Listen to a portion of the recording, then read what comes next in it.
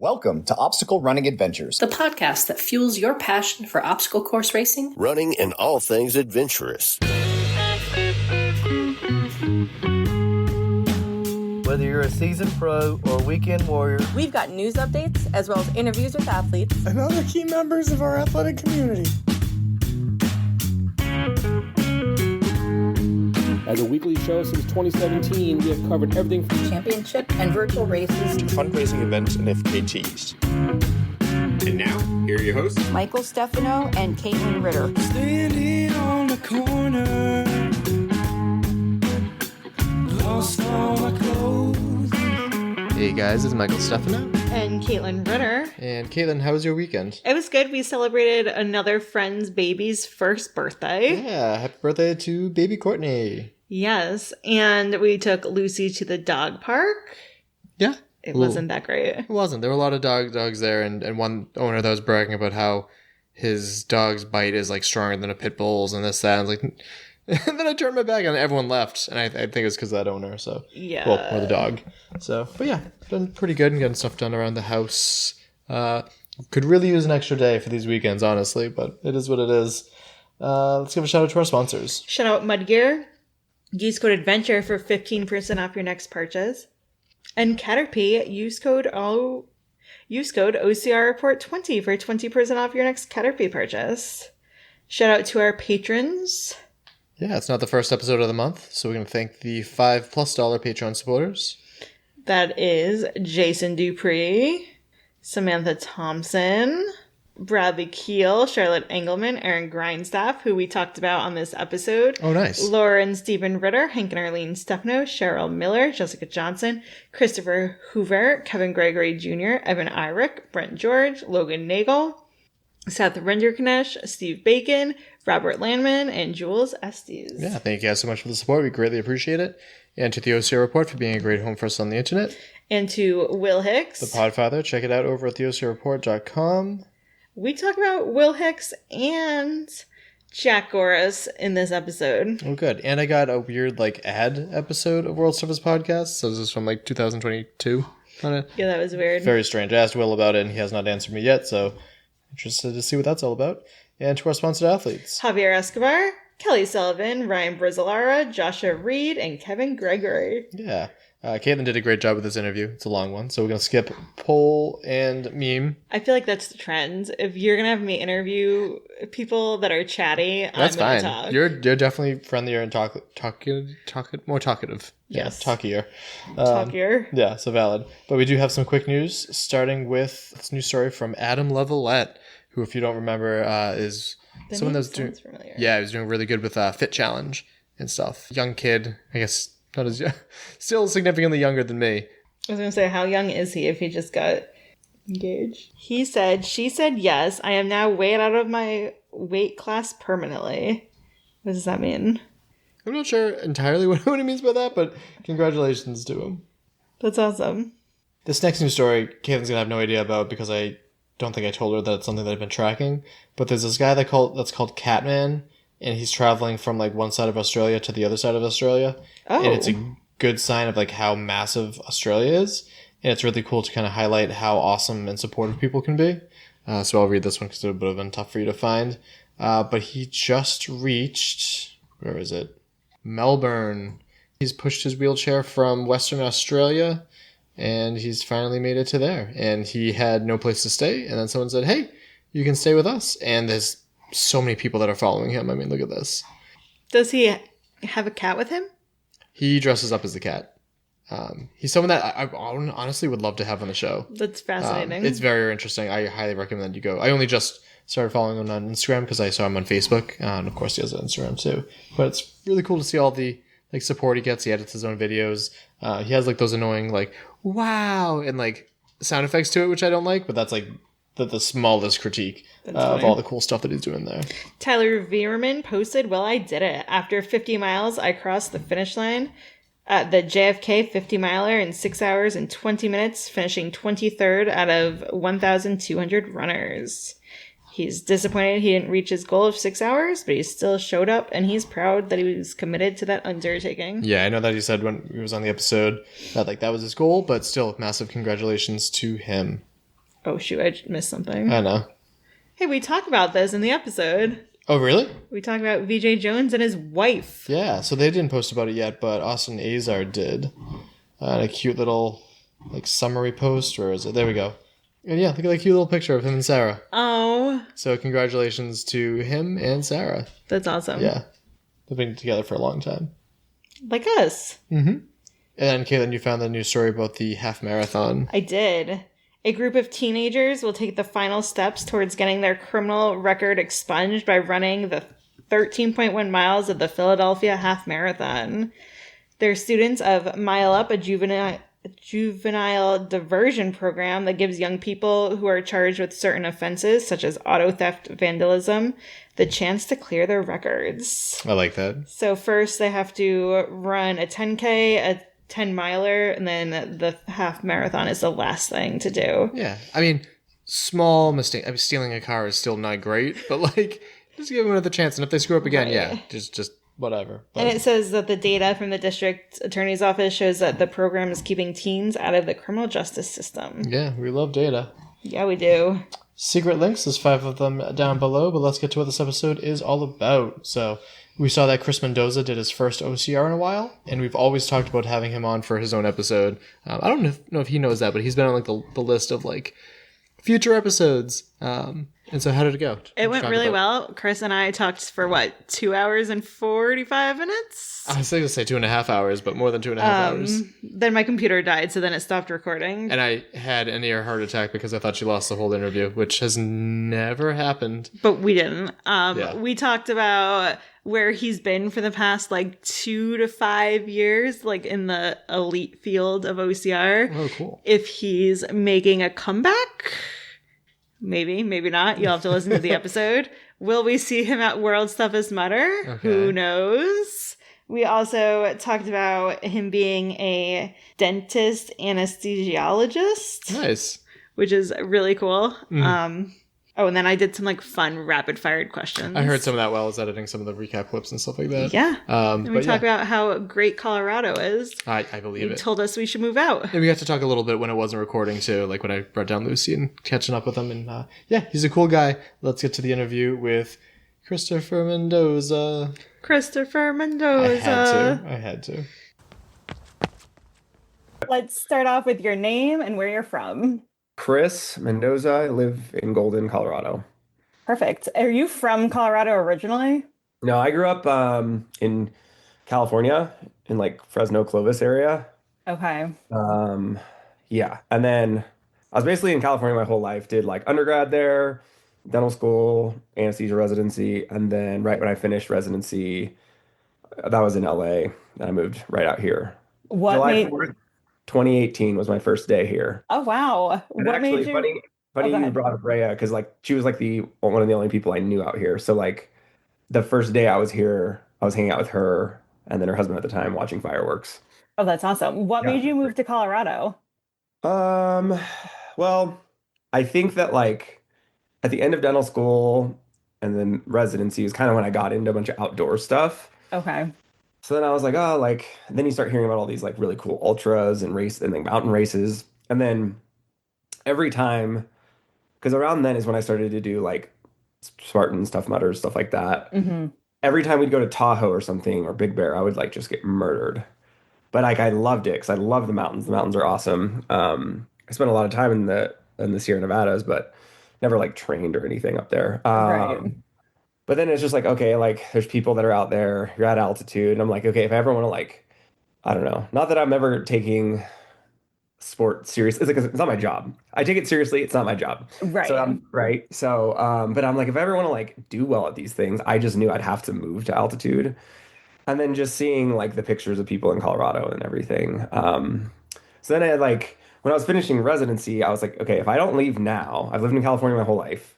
If I don't leave now, I'm probably never going to leave. Right. And it's is it a new time to start over? It's you get a job and then I just knew if I established myself in California, I just wouldn't want to leave. And then I think that's basically happened here. I've established myself here. And honestly, 6 months after moving here, I think I told my parents, sorry guys, I'm not moving home. Because they were bummed, obviously, moving a few states away. But then after a few years, not that they never supported me, but they were like, yeah, we get it. Like Right. this really fits you. Like in LA, people are active, but I don't know, like I feel like more people are there just to try to like look good. And it's like almost vanity working out in a way. Hmm. Whereas here, people are like, I feel super inadequate in like because there's so many crazy good athletes. Like no matter how fast or good or um yeah, fit you think you are, there's always someone better, which I think at first was kind of hard to like Hmm. realize. But it's so also super cool because if you want to go do something really stupid and crazy and like, yeah, let's go on a 20-mile run on the weekend, like you can find many people to do that. Right. That's So it's cool to have, awesome. yeah, it's cool to have that community, but like you can't get like bogged down in like comparing yourself to everyone because that's a terrible place to be, especially here. Right. No, and that makes sense. And so you live in Golden, Colorado now. Yeah. How far is that back home to your parents? Is like, can you drive? Is it a flight? My like It's concept of 18. states is Oh, me too. Me too. I just like, where did I go? Oh, Joplin, Missouri. I just, I was there for like, I was like teaching for a day at the dental school, but I like flew into Arkansas, but then you're right next to Kansas and Oklahoma. And I'm just like, I don't understand states. But so it's like an 18-hour drive, but it's a 2 or 2.5 hour flight. And okay. thankfully, there's a direct flight from Denver because it's such a big hub. Oh, that's So not bad. nice. No, Yeah. that's not bad So at not bad all. at all. So that was kind of one of the ways I sold it to my parents. I was like, listen, it's only one flight. Like, if I have to come home, like an emergency, which I've had to do before, it's like I book a flight for the next morning. I'm there the next day. It's Hmm. like not a big deal. It's like the same as living in LA almost. It's just instead of driving the distance, you fly it. Right. And that's not that bad. And it's only one time zone over, right? So Yeah. like even Yeah. that's not bad. Yeah. So that's yeah. It's been really, really good. I love it here. I never want to leave. So I went out to Colorado maybe a month ago for a wedding, and Mike and I were there for like 72 hours. And like by the end of it, I was like, I think we could live out here. We Do won't it. because because our family is all East Yeah. Coast, but we're Yeah. like, I see Yeah. how people just are like, you know what? I'm gonna move to Colorado. Yeah, because I saw you guys were at Red Rocks doing something, right? Yes, we ran a 5K at Red Rocks. That's 15 minutes from my house. Oh, really? Yeah, yeah, yeah. So I'm just north of there. Yeah, Okay. yeah, yeah, So we went through Golden. We yeah. hiked St. Mary's Glacier. Oh, yeah, yeah, yeah. Yep. So Cool. yes, Yeah, it that's was fun. a humbling experience. We like got out of the car and I like walked to the porta potty and like the walk to the porta potty, I was winded. I was like, oh, It's crazy. Like, it's no joke. You gotta like, yeah, if people come from out of town, I always have to remember, like, even if they're in good shape, I'm like, okay, it's still gonna be different, hmm you know? yeah, it was So crazy. But getting back to you. So yeah, how did you originally get into obstacle course racing before, I'm assuming before you moved out to Colorado? yeah, that's a good question. How did I? Okay, so this must have been 2011. One of my best friends from growing up. We basically went to elementary school through college together. Oh, that's awesome. Played volleyball together. He was actually a grade above me, but we graduated college the same year.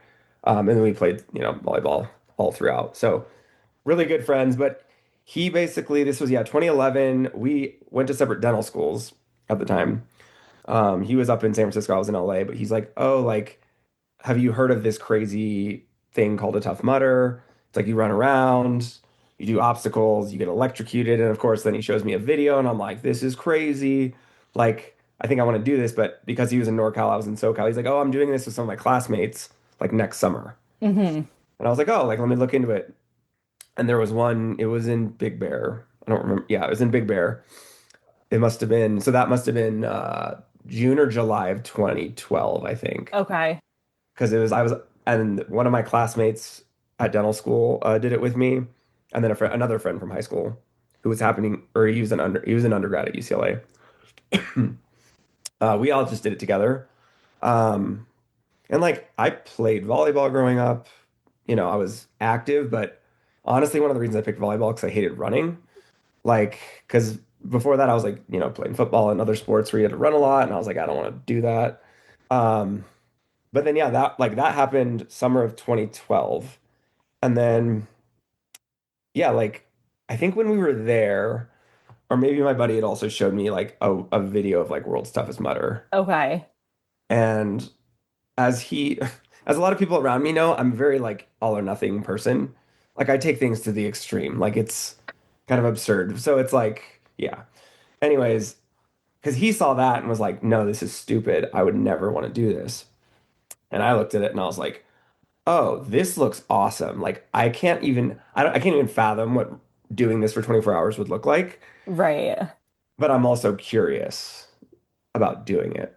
Um, so, and I knew about it, yeah, in like 2012. And I think at that time, I don't think they had any like standards, but they were like, if you run in the top 10%, you can like qualify or whatever. I don't remember, like that's kind of what I remember. I don't know if they actually filtered people. Hmm. I don't think they did, but I just remember trying to like running pretty well. I don't even know what my time was, but because I kind of stayed with my friends, but I was like, oh, we did pretty well. Like everyone was pretty fit. So, but I was really involved in student dental organization stuff for like the National Student Dental Association. It's actually called the American Student Dental Association. But anyways, their national leadership conference was always in November. So later that year, 2012 and 2013, um, it was the same weekend as World's Toughest Mudder. And for me, I was like, yeah, this is just like one day I'll do it. And Right. and I'll probably do it, experience it, and then just like that's it. Like I'm not gonna, The goal wasn't to win. the goal was no, the goal was to show up and just like see what it was about, just because it was interesting. And like I had such a good time at the Tough Mudder. But I was like, dental school is super tough. And so I'm like, have kind of pretty much have blinders on doing that. Being like just being really involved in that arena. Because again, even with like the dental stuff, that leadership stuff, I got really involved in it. Basically, like it's yeah, the story of my life where it's like someone's like, oh, you should get involved in this and you should do it. And then it's like, oh, okay, now I'm gonna take this super seriously and then like get really invested. But yeah, the one year it wasn't was yeah, was it 2014? Yeah, because yes, because it's 2014, because I was applying to residency at the time. And I was like, okay, like I think I had like a bunch of conferences and then I had one free weekend. I was like, let's just do it. So I told my parents I wanted to do it. They've always been like super supportive and they like to come in with my stuff. So they're like, oh, like we'll crew for you, like whatever. My dad's a firefighter, so he's like used to being up all night and he's like, it'll be fine. And then my mom's a nurse. So it's like, she's like, ah, like I can help you with all that. I had no clue what I was doing. I showed up. I trained for it as much as I Okay. could. Right. Actually, like leading up to it, my mom's like, you should probably. She's like, have you ever run a marathon? I was like, no. She's like, you should probably like have run that distance if you were going to try to run for 24 hours. And my goal is like, I was like, 50 miles sounds good because it's like the bib. So I was like, Right. 100%. I'm like the bib, like 50 miles. That seems tough. Like I've never run more than maybe 6 or 7 miles at a time. But then my mom did sign me up for a marathon. She did a half, I did the full. It went like pretty well. Hmm. I probably ate like a bite of a banana during the whole thing. Oh my God. Yeah, like I did not, I was not from the endurance world. I didn't know anything. Hmm. But I was like, great, cool. I ran half of what I'm gonna run. This is awesome. And so then I go to WTM, and then that was yeah, 2014. I run like the first 20-ish or maybe even 25 miles. I don't even know if I ate anything, but just like did pretty like felt like I was doing pretty well. And then this is how little I knew. I sat down and had a meal, like dinner, like legit dinner Oh with my like gosh. chicken and broccoli. I'm not joking. Which now I'm like, what was I doing? But I didn't know anyone there. I didn't know anything about endurance running, but I was like, it's dinner time. I need to eat dinner. Right. Sustain me through the night. Oh But no. of course, when I tried to like go back out and run, it was like everything's heavy, doesn't feel good. I kept moving probably until like 40 or 45 miles. And that was like the sandstorm year. Okay. And I don't really remember this, but I did bring a wetsuit, but that's it. Like I didn't bring gloves, a hood, anything. So I guess I came into the pit area like late at night and I apparently wasn't making sense to my parents and they're like, you're stopping right now. Oh my gosh. It must have been my mile 45 and they were like legit like laying on top of me to try to keep me warm. Um, yeah, it was really bad. but I was like so determined that to get the 50. Like I definitely slept for a lot of the night. Yep. But then the sun came out.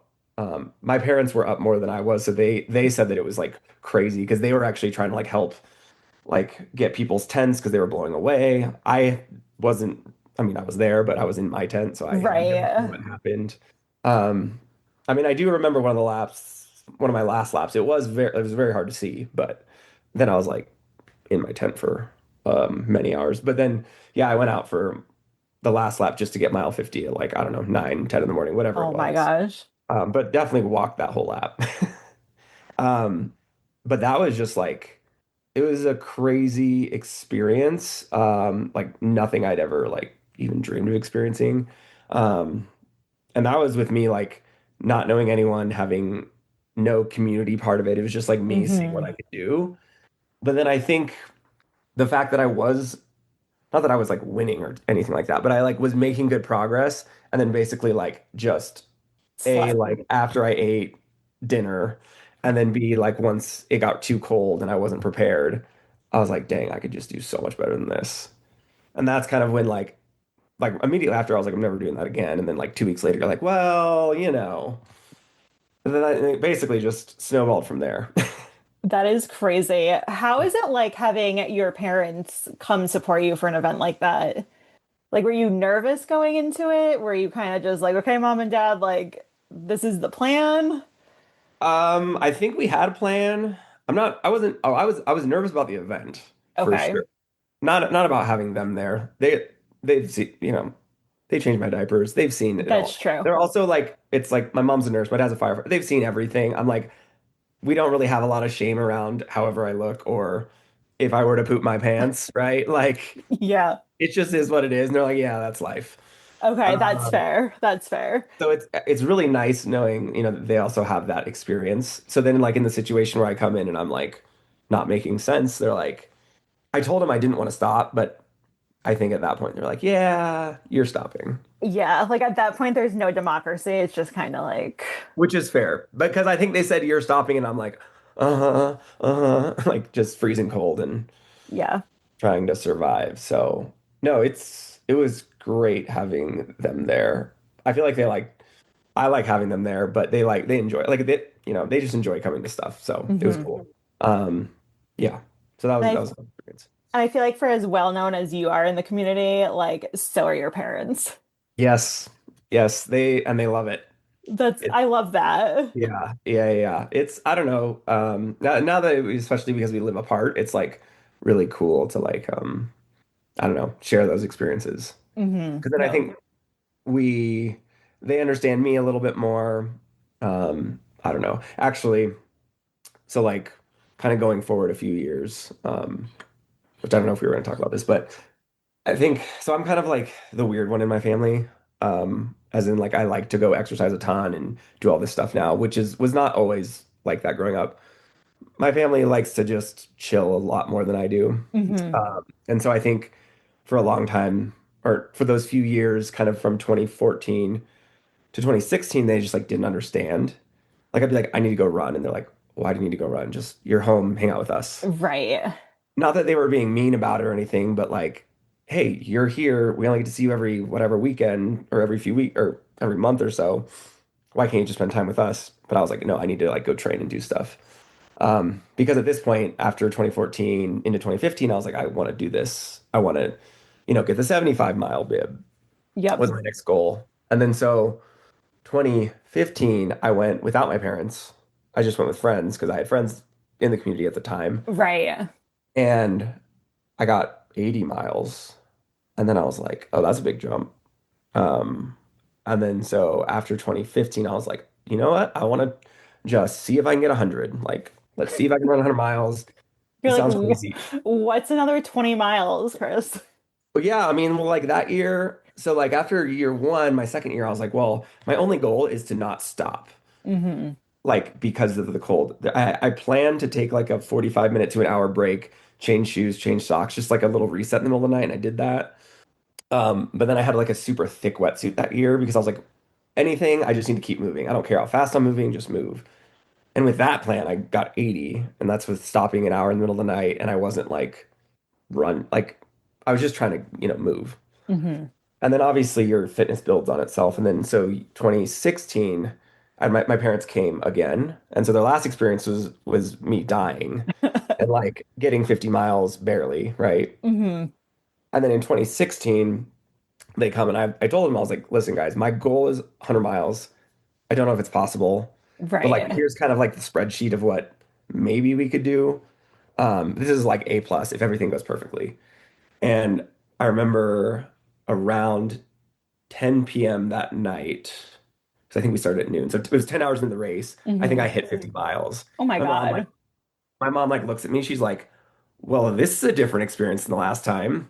And then yeah, and then like later on that night, you know, they were just like, this is crazy, like between year one and year three, and then I ran 100 miles that year. So I think after that, just seeing like that progression, they understood me more. Right. And and now when I go home, they're like, oh no, Kris needs to train in the morning. Or like, that's his time. We have like an understanding now, like, okay, like he needs to do his thing, otherwise he'll be grumpy and whatever. No, that's So, totally fair. That's awesome, though. I didn't realize that your turnaround from like year one to 100 miles was only 3 years. yep. Yeah, it was quite steep. What a journey. Yeah, it was kind of nuts. Basically that whole time it was just like residency and training. That was like my life. I was gonna say, and you're like full time in residency. Yeah. Like, did you sleep? Some, little bit, little bit. I mean, yeah, you don't have much of a social life, but or your social life is training with people. That's fair. Yeah. So, um, yeah, thankfully, my program director was very into like fitness stuff. So if I requested time off to go to races, she was really cool with it. Oh, that's awesome. Yeah. So, So, yeah, it was like difficult, but I had a very understanding program director who's like, "Oh yeah, like you should go run this race." yeah, and that definitely makes all the difference, right? She's Totally. also supporting you in these like crazy endeavors. Yeah. So that was huge. Yeah, she was great. That's awesome. Yeah. Let's fast forward a Yeah. couple of years. Yeah. So I saw on your Instagram that you recently ran I always say this wrong. It's the San Luis Abyss. Obispo. Yes. You can just call Ultra. it slow. Call it what? Slow. Slow. Love that so much Slow. better. They call it slow cow. Slow cow. Yeah. I like that. But so that was like your first OCR in over 2 years, right? Yeah. Which was So, crazy to think about. right. So what happened in the last 2 years that you were kind of not in the OCR scene? Well, I think to answer that, I kind of have to go back to like 2020. Okay. Um, let's see. 2020, COVID happened. Yep. That was a fun time. In the middle of it, in the middle of the lockdown in like April, I had broken my sacrum in multiple spots. I even had to write this down because I figured we were talking about this. I broke my sacrum in multiple spots, got a fusion that August. Okay. So basically, like two rods go through my SI joint, stabilize the joint. They were like, and basically, because one side of my sacrum didn't heal properly, Oh, geez. because it broke during the middle of COVID, I wasn't able to go get imaging immediately because I wasn't dying. They're like, unless you're dying, don't come That to the makes hospital. sense. So I basically spent 2 months on it where it's like I could barely walk, but then it started getting better. So I'm like, oh, maybe I just like pulled something. I didn't know I broke it until 2 months later. Oh my gosh. And then it healed improperly. So then we had to get the fusion. Um, the, not that he like did a bad job, but the one of the rods was sticking out a little bit.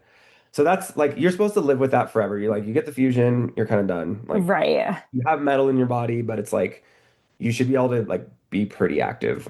Um, for some reason, after running like 2 to 3 miles, anything longer than that, my leg just like felt super irritated.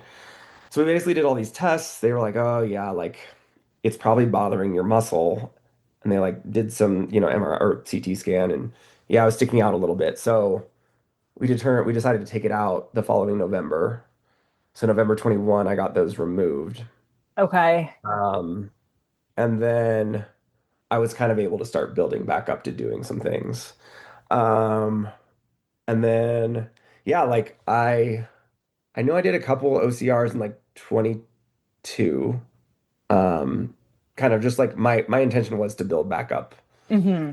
to like do WTM. And I think I did I went to WTM in 22 and 23, but like both years I kind of went in 22, I was like still kind of injured, Okay. but I was like, I just want to go. Like I'm just like, To you be know, there. to be there. And I'm like, I don't care. Like I can go run a few miles and then just be happy. Just like get out there, experience things.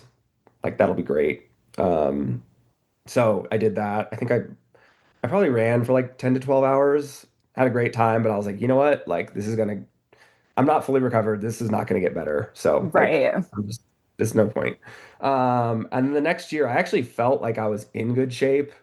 What happened in 23? Oh, yeah. Speaking of stomach issues, I had like a bunch of like stomach issues that year that I never figured out, electrolyte issues. So that was just like I think I cramped like 25 miles in. Oh, Like my geez. whole body. It was weird. It's happened since then, but it never happened before that. So that was just like, okay, I need to figure out what's wrong. So I ended up getting like colonoscopy, upper endoscopy. They were like, you have IBS, which is like, we don't know. Right. I feel like IBS is just like the blanket statement to like, oh, I your mean, stomach sometimes hurts. that's it. So basically, all it is we don't know what it is. You have some stomach issue, so we call it IBS. Like it's a diagnosis of exclusion. Oh, okay. They've excluded everything else it could be that that they have a diagnosis for, and it's not Hmm. any of those things. But basically, since then, um, yeah, like I got. I basically like, well, I hadn't been eating like gluten free because that bothers me. I've kind of almost stopped eating vegetables for like the most part Oh, because I interesting. can't digest them very well if I'm training a lot. Okay. So yeah, it's lame. Because I love so, like I'll still eat some every once in a while, but like I can't eat it every day. So I just eat like greens powder and it sucks, but it's makes my stomach feel better. And then I had to get like a sweat test because of all the cramping. So I found out like I'm a super salty and super heavy sweater, so I need like way more salt and fluids than other people. So that was like kind of post WTM 23. Okay. And then I was training to do a 100 miler in 24, and then my hip flared up again in March. So because yeah, in 23, leading up to that WTM, I'd done Utah and Kelowna Ultra Beast Spartan. And those went well. So I was like, okay. I was actually planning on doing the Spartan 24, and then the fires happened in Tahoe, Okay. Yeah. and that got canceled. So then I ended up doing WTM instead. Um, but then even since then, it was like it's kind of been a rocky road. I've been told I don't handle like I express stress in my body physically, um, because basically it seems like every time I've gotten injured, it's been like a big life stress. So March of 24, we found out my dad was diagnosed with stage 4 lung cancer. Oh my gosh. And then like, I'm not even joking, like 2 weeks later, like my hip just flared up. And I was like, cool. Like, Right. So you're like now like my coping mechanism, which is running, is yeah, affected. yeah. And I was actually able to like patch some running together because I wanted to do the Grand Canyon and I was able to like do that. But then like after that, my body was just like, no, you're not doing this 100 miler. And I was like, okay, I can't do the 100 miler, but I'll get like stem cells in that area to help the Hmm. healing. And I'm sure I'll be ready by November. And I got the stem cells, couldn't walk for about a month. I Oh was on my bed rest for like a gosh. month. And it was just like, yeah, it's pointless to do anything. So I've learned to try to be patient. I don't know if I've learned it. I've accepted I have to be patient. Just because I feel like since 2020, it's just been like roadblock after roadblock after roadblock, and just like you're constantly just problem solving and okay, what's going on? And then it's like, oh, I feel good. I feel good. I think I'm gonna train like back to normal. Hmm. And then you do too much too fast. Right. Or like you're not even doing that much, but there's stress somewhere else in your life. And then my body tends to just break. So that's fun. That's fascinating that your body like internalizes the stress like that. Yeah. Yeah. I like Sarah Dayhill, VJ's well now VJ's wife. They just Hmm. got married. She's like she lives here and she's like a massage therapist. So she's the one who pointed it out to me. She's like, yeah, it seems like every time you're messed up, it's something a big life thing. And I'm like, you are right. I need to like actually like it took her to tell me that to be like Right. she's like, yeah, your body doesn't handle your body expresses stress physically. Because like she's like, you never show emotion stress or like you never show that you're stressed really. But then your body's just like revolts against you. I'm like, yeah, it's probably right. So you internalize the stress, your body's like, oh, he's doing this, time to Yeah. like fire back. Yeah, I guess so. So I feel like now I'm more cognizant of like, okay, if I'm stressed, just like take the gas pedal off. Just it's not worth it. So I'm hoping that's gonna help. Right. But how are you? So how did you feel after slow cal? Love that slow cal. Yeah, I feel fine. My like the one thing I forgot about like Spartan racing is they take you off trail so much that a lot of the running is just like so uneven. Because I even did like 250Ks a month and a half ago, and they Okay. went pretty well. But it was just like a different beast. Like I forgot how fun and how hard obstacle racing is. Because when you're trail running, it's definitely hard. Like those races were in the mountains, so you're running at Right. 7,000 feet. It's just like a different style, but then you're running and you can keep your rhythm and you're on a trail. Whereas this, it's like you got to get to a wall, you got to jump, and you got to jump down. And then I feel like it was just a completely different stimulus than I'm used to recently. So, which was the point I wanted to get an obstacle race under my belt before winter, just to be like, okay, where am I at? And then if I want to keep doing this, like, what do I need to train? That Yeah, makes but sense. yeah, it was a really fun race. I'm not like thrilled with the way I raced, which sounds dumb because I won, I but was gonna say, didn't you yeah, win? yeah. But it's like it's the way that the race happened, basically. Like three of us came in together, loop one of the ultra, and then one guy just like took off, and I just like couldn't match him. Hmm. I was like, well, I kind of just accepted like I'll probably get second unless he comes back to me. Um, and he told me after, he's like, oh yeah, I just tried to like just run as hard as I could. He's like hoping that if I couldn't see him, I would just break. And I was like, well, he doesn't know who we I was don't know gonna each say, other. But I was yeah. like, I'm not gonna break, but like I'm just gonna go my pace that I can go. And that's just so I ended up catching him at like mile 26 and then like gapped him by a good amount. But um so I wasn't like happy with the fact that he like made a move and I couldn't match him. Is basically what I was. And then obviously it's my first obstacle race in so long. There's like so many small things that I'm like, oh my gosh, like I need to be working on this and this and this because it's just such a different stimulus. And it's Hmm. fun. It's so Yeah. fun. But Because yeah, I feel like he played a game, right? And like, but he couldn't keep up his idea was just like get as far ahead as possible and hope that you cracked. But like you were able to be like, oh, like I'm not gonna crack, I'll catch you. Like he couldn't hold his end of the bargain. totally. But like I guess which I guess is a good thing, makes me realize how much I actually want to do this again, is like that made me very mad that I want to be fit enough to where like he makes a move and I make a move and can stay with him. And then I can Right. just break him. Which I know it's not always how ultras go, but like the fact that he made that move and I at that point could not match him was like, okay. That's fair. Um, yeah. I think it also helped that neither of the guys I was running with knew who I was, which was it was great. It also made me realize how long I haven't raced. I was gonna ask you that. Like, are you so like you were out of OCR for 2-ish years. Did Yeah. you like keep up to date with like the up and coming athletes? Like, No, no okay. clue. I like if there are people that I'm friends with here, Hmm. like Annie Doobie lives close. So Yep. like I keep like if she was racing, I would follow. And I would see the big races, but like, like the slow cal race or like all the small ones, I'm like, I have no idea who's running Right. and doing well. And I had no clue that other guys that I was running with. But like after talking to them, they've won a bunch of like ultras this year and stuff. So I was like, oh, okay, like they're legit. Right. And but it's so crazy to me the fact that they're like, oh, I'm racing against Kristopher Mendoza, and they was just like, oh, just another like regular guy. No, they like one of the guys. So there was Kyle and Tristan. I don't remember their last names, but Kyle after or on the first loop because we're kind of like running in the same group, and there Hmm. was no one really close to us. And he's like, "Oh, I'm Kyle. Like, who are you?" He's like, "I've never seen you." I'm like, "Yeah, haven't run in a few years. He's like, oh, I was basically like, I haven't really run since 23. And he's like, oh, that's kind of when I started. I was like, yeah, so like we probably have never crossed paths. And then the other guy was like, it was really funny actually.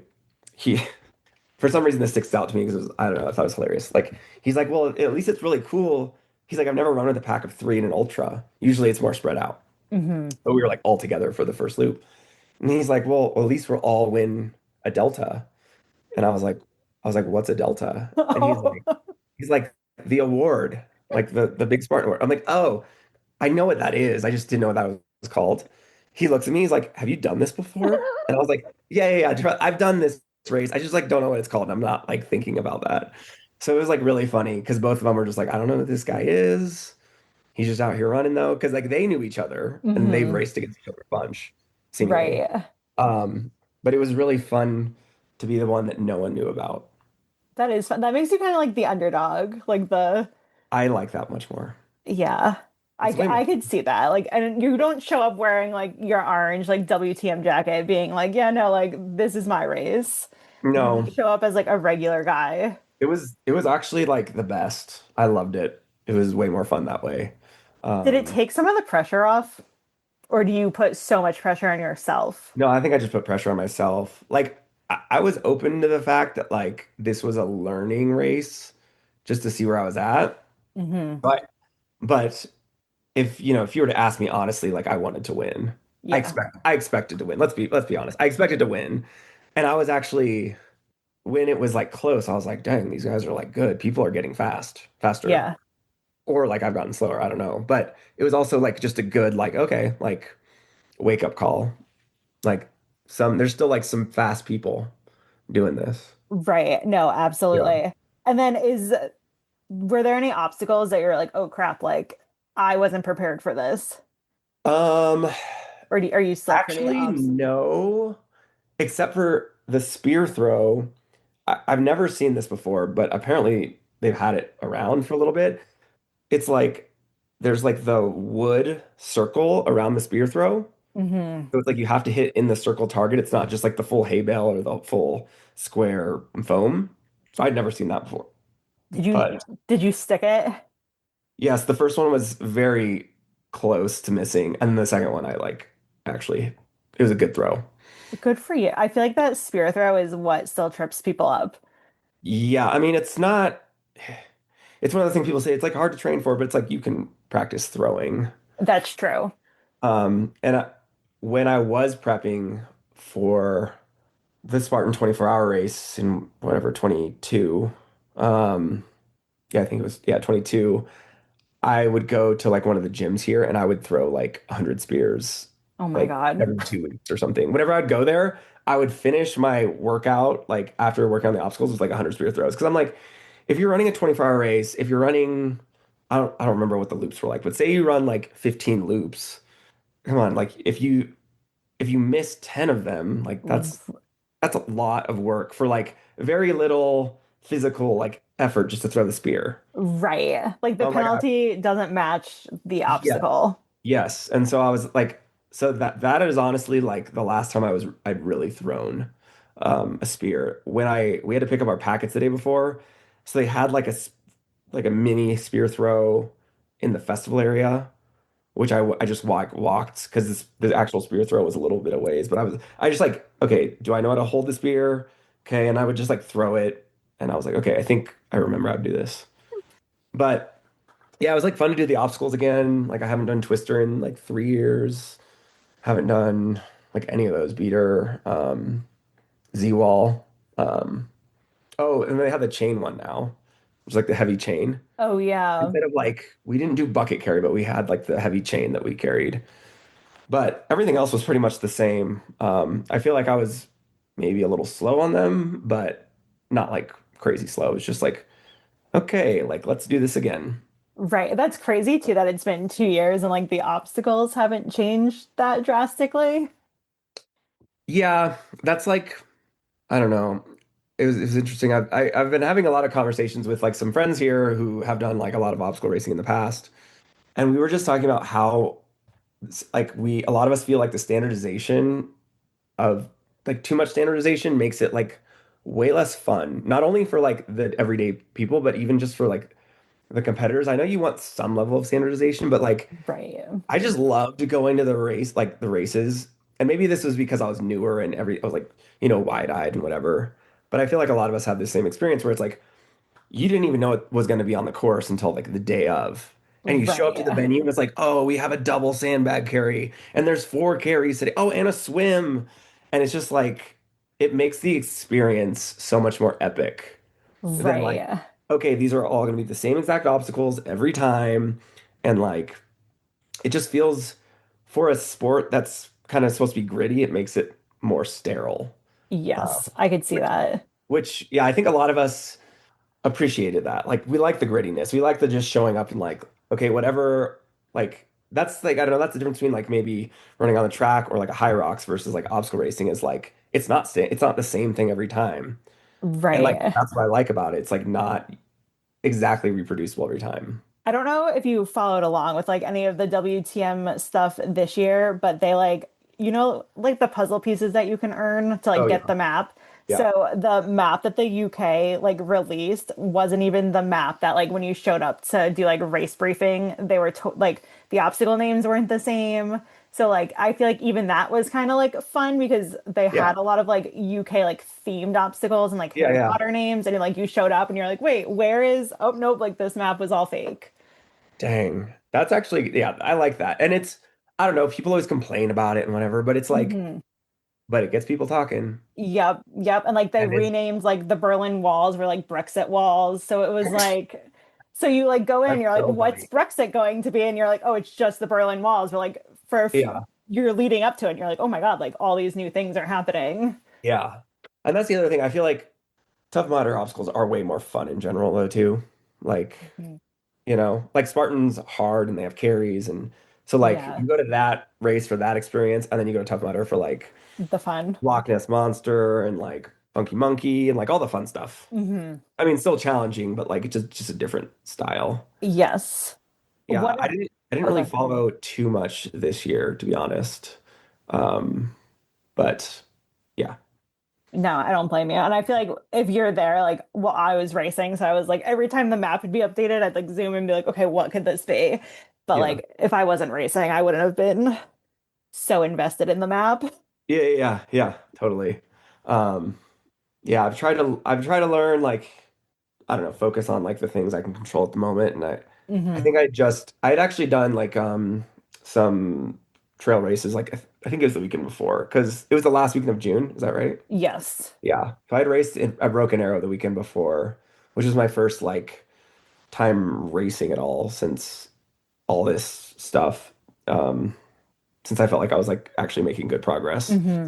Um, so I just like did that, and then I think I was following Western states a little more. I think I was like keeping tabs of how people were doing, but I wasn't like Right. the lead up to it. I was not Yeah. paying attention to it. No, I don't blame you at all.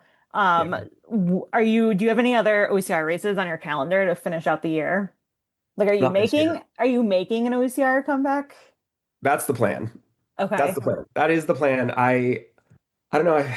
It's one of those things where like sometimes, so I like love obstacle racing, but I also felt like when I moved to Colorado, I really wanted to do like I really like big mountain stuff too. Right. So like for me, like Tahoe for Spartan Race, Big Bear. I've never Killington, Killington. Yes, those. Yes, are you coming to the East Coast? I have a bone to pick with Killington still, and I will be back there at some point. Yeah. So like those are the races I love, and the problem I had with like WTM is it's not at cool stuff like that. Like No. like it's not that the places aren't cool, but it's just flatter and just a different style. Like so the year that Spartan was going to be in Tahoe, I was so stoked Hmm. because I was like, great, mountains, like and obstacle racing. Like Right. that's what I wanted. That's like my ideal mesh. And then so I felt like returning, like getting healthy again. I was like, I just wanted to be in the mountains because that's kind of why I moved to Colorado. So Right. I like, I think in 22, no, 23, yeah, like I had started a 100 miler and I got 80 miles through like DNF. And that was only because of like food issues too. It wasn't even like my legs my body felt okay. I was like Mhm. running like 3 days later, Oh but my my stomach was gosh. just like wrecked. But like you're over 11,000 feet for like 50 miles or something, 40 miles. But so like that's I felt like what I needed at the time, and I really just wanted to do the big mountain stuff. And I still do, but I realize how much I like miss the obstacle racing side of things. So if like the races that blend those two things is like my favorite, and then sometimes like okay, like how much do I really want to be invested in like a WTM, and how much do I want to be invested in something else? Right. And so I think for a couple years, which was also like plagued by a lot of injury, so it wasn't like a smooth couple years. Because my intention a lot of those years was to do maybe like a 100 miler and then a WTM or something. But yeah, I've realized, yeah, I just need to. I think my focus moving forward is going to be more on obstacle racing because I also like feeling strong. The thing is, when I trained for 100, I wasn't lifting a lot. I felt so weak, and Hmm. I did not feel good. Yeah. Um, And I feel like too, when you're putting on, like when you're performing and doing 50, 80, 100 miles, like you can't just like bounce around and like do like one Spartan race this week, 2 weeks later, show up again and like perform at such a high level that you're performing at. yeah, totally. Yeah, and it just depends like what you want to be doing like for those 50Ks because it's funny you say that because I do have a tentative race schedule I want to do next year. I'm very much um Is it secret? like no. But well I haven't told anyone, but it's not really a secret. It's just like the only reason I hesitate to like say anything is because I've realized in the last few years that there's so much out of my control, injury, Hmm. other life stuff that I'm just like is this going to be my priority in 6 months? I don't know. Right, right. Um but I think I do I think I like having things to like look forward to, like goals to have. Hmm. And then just accepting that, if that's not what's going to be working out, like that's just it's not going to be in the cards. Like I mentioned, so my dad's like still going through a bunch of treatment. So it's like I don't know what, the next 6 months are going to look like. There's a good chance that Right, like he's going to get more sick and I'm just going to have to like just this is all going to move to the side and I'm totally fine with that. right. Um Like your priority will shift as his like totally. needs shift. Yeah, and like that's with anything else too. I just that's like the most pressing thing on our minds right now. But yeah, so like my plan is to I don't have anything like the remainder of 25, Okay. but I do plan on racing a lot more in the spring. Yeah. So Will we see you at World Stuff is Matter 2026? that is my number one goal right now. Okay. That is 100% my number one goal to be in the UK. Um I'm actually, yeah, I'm really excited about it. Also because it's in the summer and it's so far north that you get so much sunlight. Kris, it was dark for like 4 hours. Like I've been to Scotland in the summer and it was incredible how Yeah. much sunlight. And I was like, I don't think it crossed my mind until WTM happened. And then like people are like, oh, we're not really wearing wetsuits. And I was like, oh, it's the end of it's almost July. Like they probably Yeah. barely have any darkness, Nope. which I love running in the lights. So like I don't know. And it was warmer. It's not always gonna be warm, but I've done enough WTMs here in the States. Um, and I'm like really excited just to like go over there and see what it's like over there Yeah, racing. if somebody's like dabbling in like should I race World Stuff is Matter or should I not race World Stuff is Matter, what advice would you give them? If they're not sure, I mean, I think with anything in life, my I guess philosophy is like, will I regret not doing this? Or like regret not trying something. Right. Like that's always been my like, and that's actually like prompted the move to like Colorado. It's like, okay, I've never lived out of state, but like, would I regret not moving to Colorado? Yeah, I would regret it forever if I didn't try. Yeah. And if I'm here for a year and I don't like it, I can just move back. Right. But it's like with WTM, it's like, okay, are you gonna regret, like really regret not going? Right. Like, or at least trying to do your best there. Yeah. Because that's how I view a lot of things. And sometimes again, some years it's not gonna be in the cards for everyone, but Hmm. just to put yourself in that arena and just like see what you can do is such a fun and I think powerful thing. And Because I feel like yeah, it's like life changing too, right? Like yeah, you totally. don't know Like what your body can do until you're like, oh, 25 and a half hours. yeah, I think um any ultra racing, if you like you can really just like parallel the life lessons into or the lessons into life. Mm-hmm. There's even like a ultra running documentary. It's about Western states and it's called like Life in a Day. And it's Okay. just like, and I'm like, yeah, that's like the perfect title for like an ultra because it's Mm-hmm. like you experience all the like so many of the emotions of life in just like one day. Right. Like all the ups, the downs, the challenges, all the things. You're just like so up and down. So I think it's really fun. And entering OCR, it was never about winning ever. It was always about me versus the course, Right. which I think I lost that for like probably the year after I won. I feel like I lost that because then the pressure is there to win because you've won. Right. And it's probably not even pressure that other people put on. It's like the pressure I put on myself. But like that's what really got me to like the place where I did win is I was like, I just want to like me versus the course. Mm-hmm. And all of my competitors, like we're all just pushing each other to be better, are better. Right. Right. Whatever our best is on that day. Do you feel a lot of pressure like coming back to World's Toughest Mudder in 2026? Like, do you feel that pressure in yourself, or are you just kind of like new venue, new country? There's a whole slew of like new athletes. Like, have you raced with Joe Rucco before? No, no, but he's a beast. He is a He beast. did like, I think he got third and then first or third and Mm-hmm. second first or something like that. Yeah, no, He's I've never. he's I also mean, like, oh, go ahead. I was there like in 23 when he got third, I think.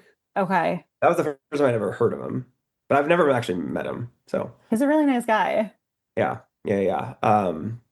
It's just, yeah. Will I feel pressure? I don't know. I I probably will feel some, but like right now, honestly, I just want to like go. I just want to be able to like train and like do the things to get me there, Mm-hmm. and whatever happens, happens. Like I think there's way less now than maybe in like 2019 or something. That's good, right? Like I think in 2019 I kind of forced it. Like I think after 2018 I did what I needed to do, and I felt just like I should go back and do it. Mm-hmm. And I don't know if my heart was really in it. And I still, yeah, I got second that year.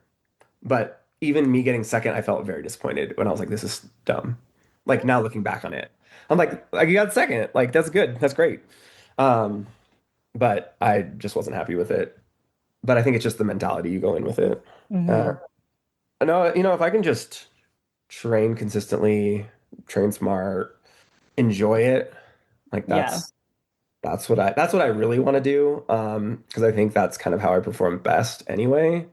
But I think that I also think that in 2018, um, I was like just starting my career, and so I was like, and I had like a couple months off in between residency and working that was way more of my focus than now. Like Right. that was like my main everything goal. And whereas now it's like I have a lot of other stuff going on.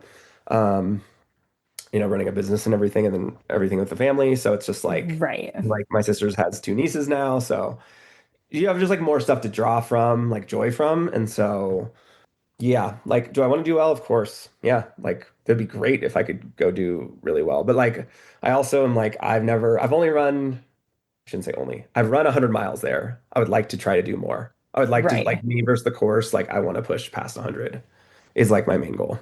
That'd be awesome. Well, Yeah. Mike and I will be there, so we will Nice. look forward to seeing you succeed or Yeah. just find joy in the course and see what happens. Yeah. I mean, I want to be out there the whole time because I feel like, even the 22 or whatever. It's like I went for 12 hours and I was like, that was great.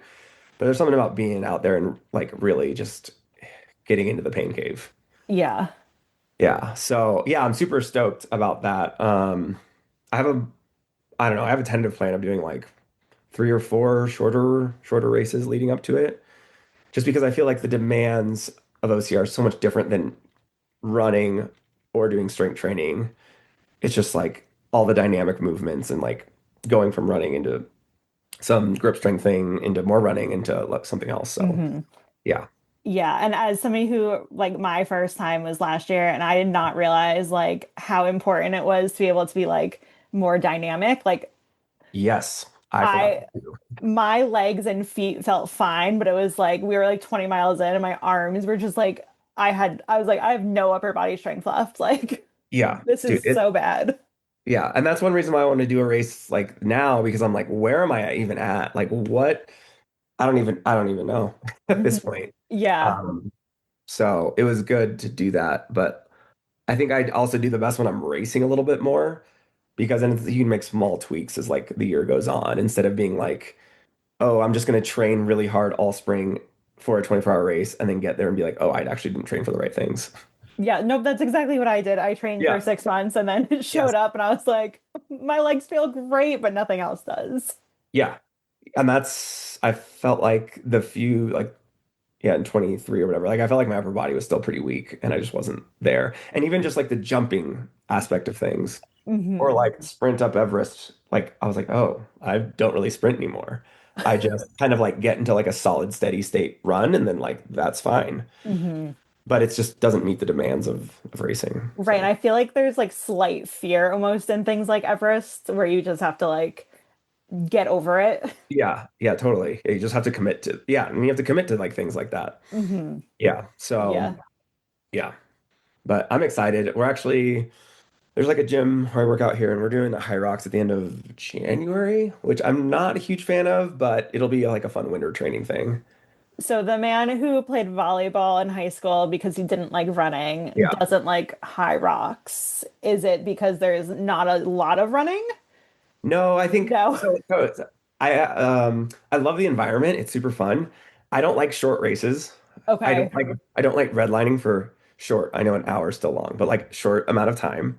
Right. And like kind of like going back to like the OCR thing, I don't like how sterile the environment is.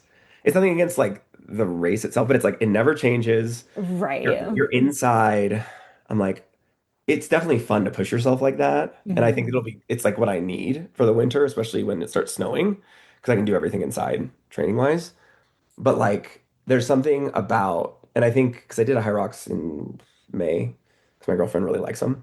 Um, and I was like, fine, I'll do one and we'll see how it goes. But I was just like, yeah, like it was fun. I finished and I was like, yeah, like that was whatever, but it just didn't really like fill me up. Like there's not, it's not rugged and you're not like out crawling through things and Hmm. getting scraped up and then having to, Right. do all that stuff. So I think I enjoy that. And then being outside in the mountains, like just that's where I really love. Absolutely. And the Colorado mountains, like I can't believe that you get to wake up every day and like look outside and like that's your experience. Yeah, like our crappy like local trails is like there's like it's called North Table Mountain. There's like a trail system right here. So my house to the trailhead is a quarter mile. So it's That's amazing. yeah, which is why I chose to live here. Do you ever miss the beach? Like, No, no. like because I go home enough to see it. Like I was Okay. home 2 weekends ago, and I'll be home for Christmas. I'll be at the beach then. So I was like, Hmm. I'm more about live in the mountains, visit the beach. Okay. Yeah, Fair. yeah. Fair. Like I feel like the beach to me doesn't change much. It's the beach. Yeah. Whereas like I feel like every mountain to me is different, and there's so many of them to explore around here. No, that's true. And I feel like whether you're at the beach in California or you're like in down the Jersey Shore, like they all look the same. Yeah, the only difference is like is the water warm? Because on the east or on the west coast, it's freezing all the time. Yeah. And then if you go like east, southeast, it's like warm water. Right, right. But like to me, I'm like, yeah, it's like I enjoy it, but it's just like, okay, I can sit here and I don't know. That's about it. That's fair. Yeah. Let's transition to more of your professional life. So you're a dental anesthesiologist. Yes. And how many years of schooling did that take? So I did undergrad, 4 years of dental school, and then 3 years of residency. So 12 years. Well, I finished in 10, but yeah. You finished it. Yeah, I finished fast. Yeah. That I is was like, again, I was just like, this is what I want to do. I finished undergrad fast, Yep. get through it. Yeah. What made you pick dental school? Like, So, yeah. My buddy who told me about Tough Mudder, yes. yeah, he was in the class ahead of me. And so he went to UOP for undergrad and he went as a pre-dental. And when I had to start thinking about it, I was like, oh, okay, like I I knew or I thought I wanted to be in healthcare of some sort. Okay. because of my parents I too. was Like, gonna say, like yeah, your mom being a nurse. yeah, and then my dad being a firefighter. Like they both worked on. They actually met working on the ambulance Oh, together. that's so sweet. Or, yeah, yeah. They hated each other at first, but then it worked out. What? Yeah. But so I knew, or I thought I wanted to do something in healthcare. Every MD I talked to was like, "This is miserable. Don't do this. Like you just Okay. get worked like crazy. Um, you're kind of like a slave to like the hospital system, you know, Right. and like taking call and all this stuff." So every MD I talked to, unless it was like a dermatologist, was like, "This is terrible. Don't do this." Every dentist I talked to was like, "This is awesome." Really? Shouldn't say every. Actually, Mo- all of them that I talked to really enjoyed it. But I think they Okay. had like made it to a certain point where they were like comfortable. And I think I would say the same thing. Like my mom even asked me like a few years ago, she's like, if you were to do it again, would you do the same thing? And I was like, probably not. But I'm very happy where I'm at. Yeah. Because like it's a lot of school. You kind of like your 20s are kind of gone. Hmm. Whereas like, if you're in business or tech or something, you can like get a 4-year degree or even not and just teach yourself how to do stuff. Then you Right. go to work and I mean that's kind of it. So yeah, I everyone that I talked to in the dental field was pretty happy with it because they're like, yeah, like I work 3.5 days or 4 days a week and I'm able to like live um, you know, pretty well. Like I Right. make decent money, I get time off, and if you own your practice, you can control your schedule. So a lot of them were super happy with it. So then that kind of got me to go into dentistry. And then I thought I wanted to do like ortho or something like that. But then Hmm. for some reason I just like didn't like it. And then we had an anesthesiologist, a dental anesthesiologist who was our professor in dental school. And I was like, this guy's the man. Like he's so smart. The way he's just like listing stuff off and just like how he knows so much about the human body. And like Okay. you give this thing and it affects this, which also affects this, which can cause this side effect, is to me was just like fascinating. Right. And so I was like, that's the guy that I want to be like, type thing. And so then I decided to go into that. And then for us, like the practice model, at least our practice model is we just travel to different dental offices every day. Oh, that's awesome. So we kind of just I have like my setup, my gear, and I just bring it to a new office every day. So I really enjoy working with a bunch of different dentists. And at this point, I'm basically working with the same 20 to 30 people, just like on rotation.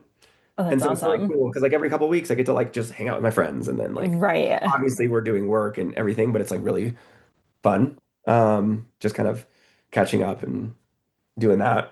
Is it a lot of like oral surgery? Is it like I always hear like ads on the radio for It's yeah. like um no, I almost said euthanasia. What's the like Anesthesia? yeah, sorry. Oh my God. Don't worry. I No, will have Mike edit that. no, you should leave that in. That's great. No, sorry, no, sedation dentistry. Like Yeah, I sedation. is that Yeah, yeah. like more what you do or is it a mix of everything? So we work with some oral surgeons, Okay. but most oral surgeons can do their own sedation. Okay. So they will like do the sedation and then like take the wisdom teeth out or whatever they're That's doing. crazy. Yeah. But usually they're like on a little bit of the lighter side. Like they don't get the patient as deep usually. They're allowed to Okay. get them super like as deep as they want, but for me like when I'm working with an oral surgeon, it's usually a really complex patient that they don't want to deal with or like the surgery super complex. So they're like, I don't want to be dealing with like monitoring and doing the work. Right. Yeah. So like on Friday, I was working with an oral surgeon and like this person did a lot of drugs recreationally. And he's like, there's no way I'm going to sedate this person. And so it's like, I'm pushing so many, like 10 times the amount I would give like a normal person who's like, doesn't do any drugs. And she's like, just, it took 10 times the amount of drugs just to like get her to sleep. That is so scary. And he's like, yeah, I would have never touched this person. Like, no way. And I'm like, thanks, dude. Yeah, right. But yeah, so that's like with the oral surgeons or like this other specialists. But the most of what we work with are kids. Oh, So interesting. a lot of kids, like 80% is probably we see it are kids, and it's just it's parents like their kids crying when they're going to sleep, so they give the kid a bottle, and if you give the kid a bottle every night, even if you brush their teeth before, they have that sugar on their mouth, and then it's like they come in and it's sad, but it's like very common that like kids will have, 12 like crowns that they need. What? Yeah, like that's a like normal for Oh my. my gosh. Granted, I'm seeing all the like worst cases because Right, right. even like a 2 or 3 year old's not going to sit for 12 crowns. No. So we put them to sleep. I mean, it's basically it's the same type of anesthesia as a hospital. We put a breathing tube in, nasally, but because they're working in the mouth, but start the IV. We usually actually get them asleep with the mask, so they don't have to see the IV. Get them asleep with the mask, start an IV, intubate the patient, monitor, and then once they're done, breathing tube comes out, IV comes out, and then we'll bring the parents back to be with them. But yeah, that's like most of what we see. That is wild to me. I personally don't like the dentist, but like I Yeah.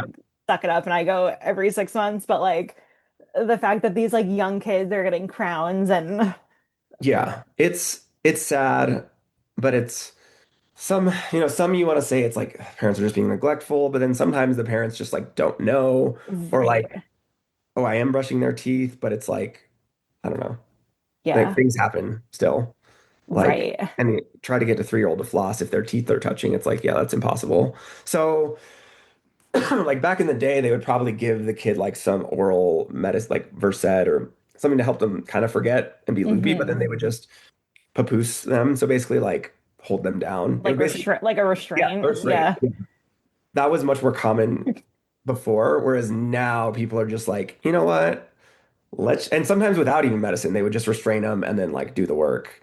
Which again, then you get older, then you hate the dentist forever, and then you have all these problems later in life. Yeah.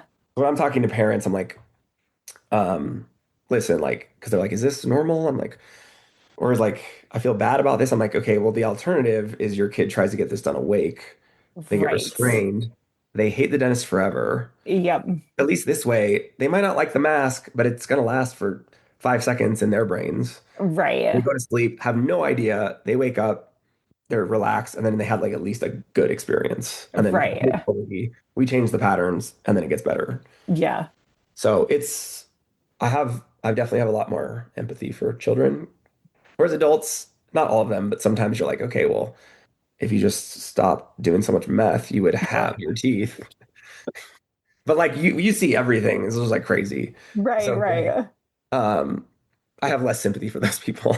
Right, because that's like You an did this to active yourself. I was gonna say that's like an active choice of like, okay, Yeah. you're making these choices. Yeah. Whereas a kid, I'm like, dude, yeah. And when a parent's like the 3-year-old, they brush their teeth every night. I'm like, the kid's 3. Come on. Right. You Like, should be brushing their teeth You for you them. know, Yeah. like you work with kids, like, come on. Yeah. Like, it's not gonna happen. Right, right. I don't know where my dental like trauma comes from because I I'm 32 I'm 32. I don't have any cavities, like knock on wood, but something somewhere down the line traumatized me. So, Dude, I don't even like going to the dentist. And my neighbor's my dentist. oh He's like my friend. gosh. And you went to dental school. And I went to yeah. But like I don't Do like you going to know the too dentist. much? Like, is that the problem? No, I just don't No. like going. It's not comfortable. Yeah. You're just like, and like it's not a comfortable experience. No, and like I like to talk and I like can't lay there talking. Yeah. I mean, and that's one reason I just put them all to sleep. Then it's Yeah. great. But like, That- yeah. And then when they're asking you questions and you have like a bite block in your mouth and you're like, what are we doing here? Yeah. I'm fine with silence. So Yeah. No, I was telling Mike, I was like, maybe I need to be sedated to go to the dentist. oh yeah. I mean, we get some people that just like have like one, like just for cleaning, they'll bring me into like 2 things. Oh wow. Which I try to talk them out of, but Right. at a certain point, you're just like, okay, like if you're willing to pay for it. Right. And yeah, like there's this one guy I've seen multiple times. And after the first time I saw him, I was like, oh, you are so scared. Oh. And you just feel bad for the guy. Because he like does a pretty good job taking care of himself, but he has like small things he needs done every once in a while. Yeah. And just like, because like, I remember the first time I'm like, dude, this is gonna cost more than like the one little filling that you have. It's like barely anything. But for him, Right. hearing the drill is just like, but yeah, I mean, it's tough to see. I think also my sister hated the dentist growing up, so I got to see that side of it, of her just being super scared Mm-hmm. all the time. So it's nice to be able to like, I don't know, You're relieve that. providing that like comfort in like a situation where like people don't typically feel comforted. Yeah, people are freaked out all the time, every day. So Yeah, yeah, it's definitely challenging, but I enjoy it. that's good. And I feel like that's a job you need to enjoy. Like you can't just like show up and it's not like you're showing up and like sitting in an office every day. You're like having conversations and Yes. I yeah, I also um I definitely make sure to like get enough sleep. I'm like very like regimented with that stuff because I'm like, listen, I can't. And like if I'm going to a concert or something, I'm like, I'm not working the next day unless it's like right. in the afternoon because I'm like, it's not fair to the person whose like lives are in my hands that if like I'm at work and not feeling great, like because I drank too much the night before and decided to go to work, like that's not fair to them. Right. And I feel like that's a good way to be. Like you're aware Yeah. enough that like Yeah.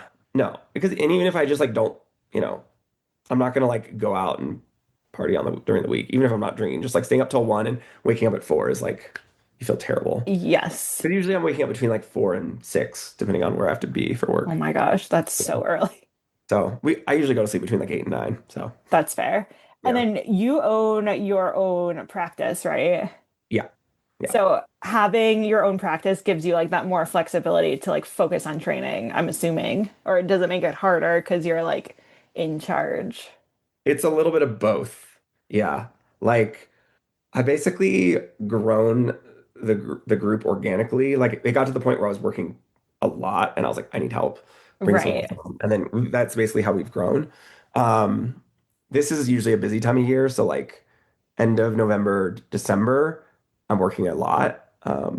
And then usually summer's pretty busy also. But with four of us now, it's we can share the workload Oh, that's a lot nice. a lot better. So like I'm trying to be better about taking time off and like just try I'm trying to work 4 days a week, but sometimes it doesn't always work. But yeah, it has given me a little more flexibility and we're trying to bring on one or like at least another person just to kind of also Mhm. offload that a little bit.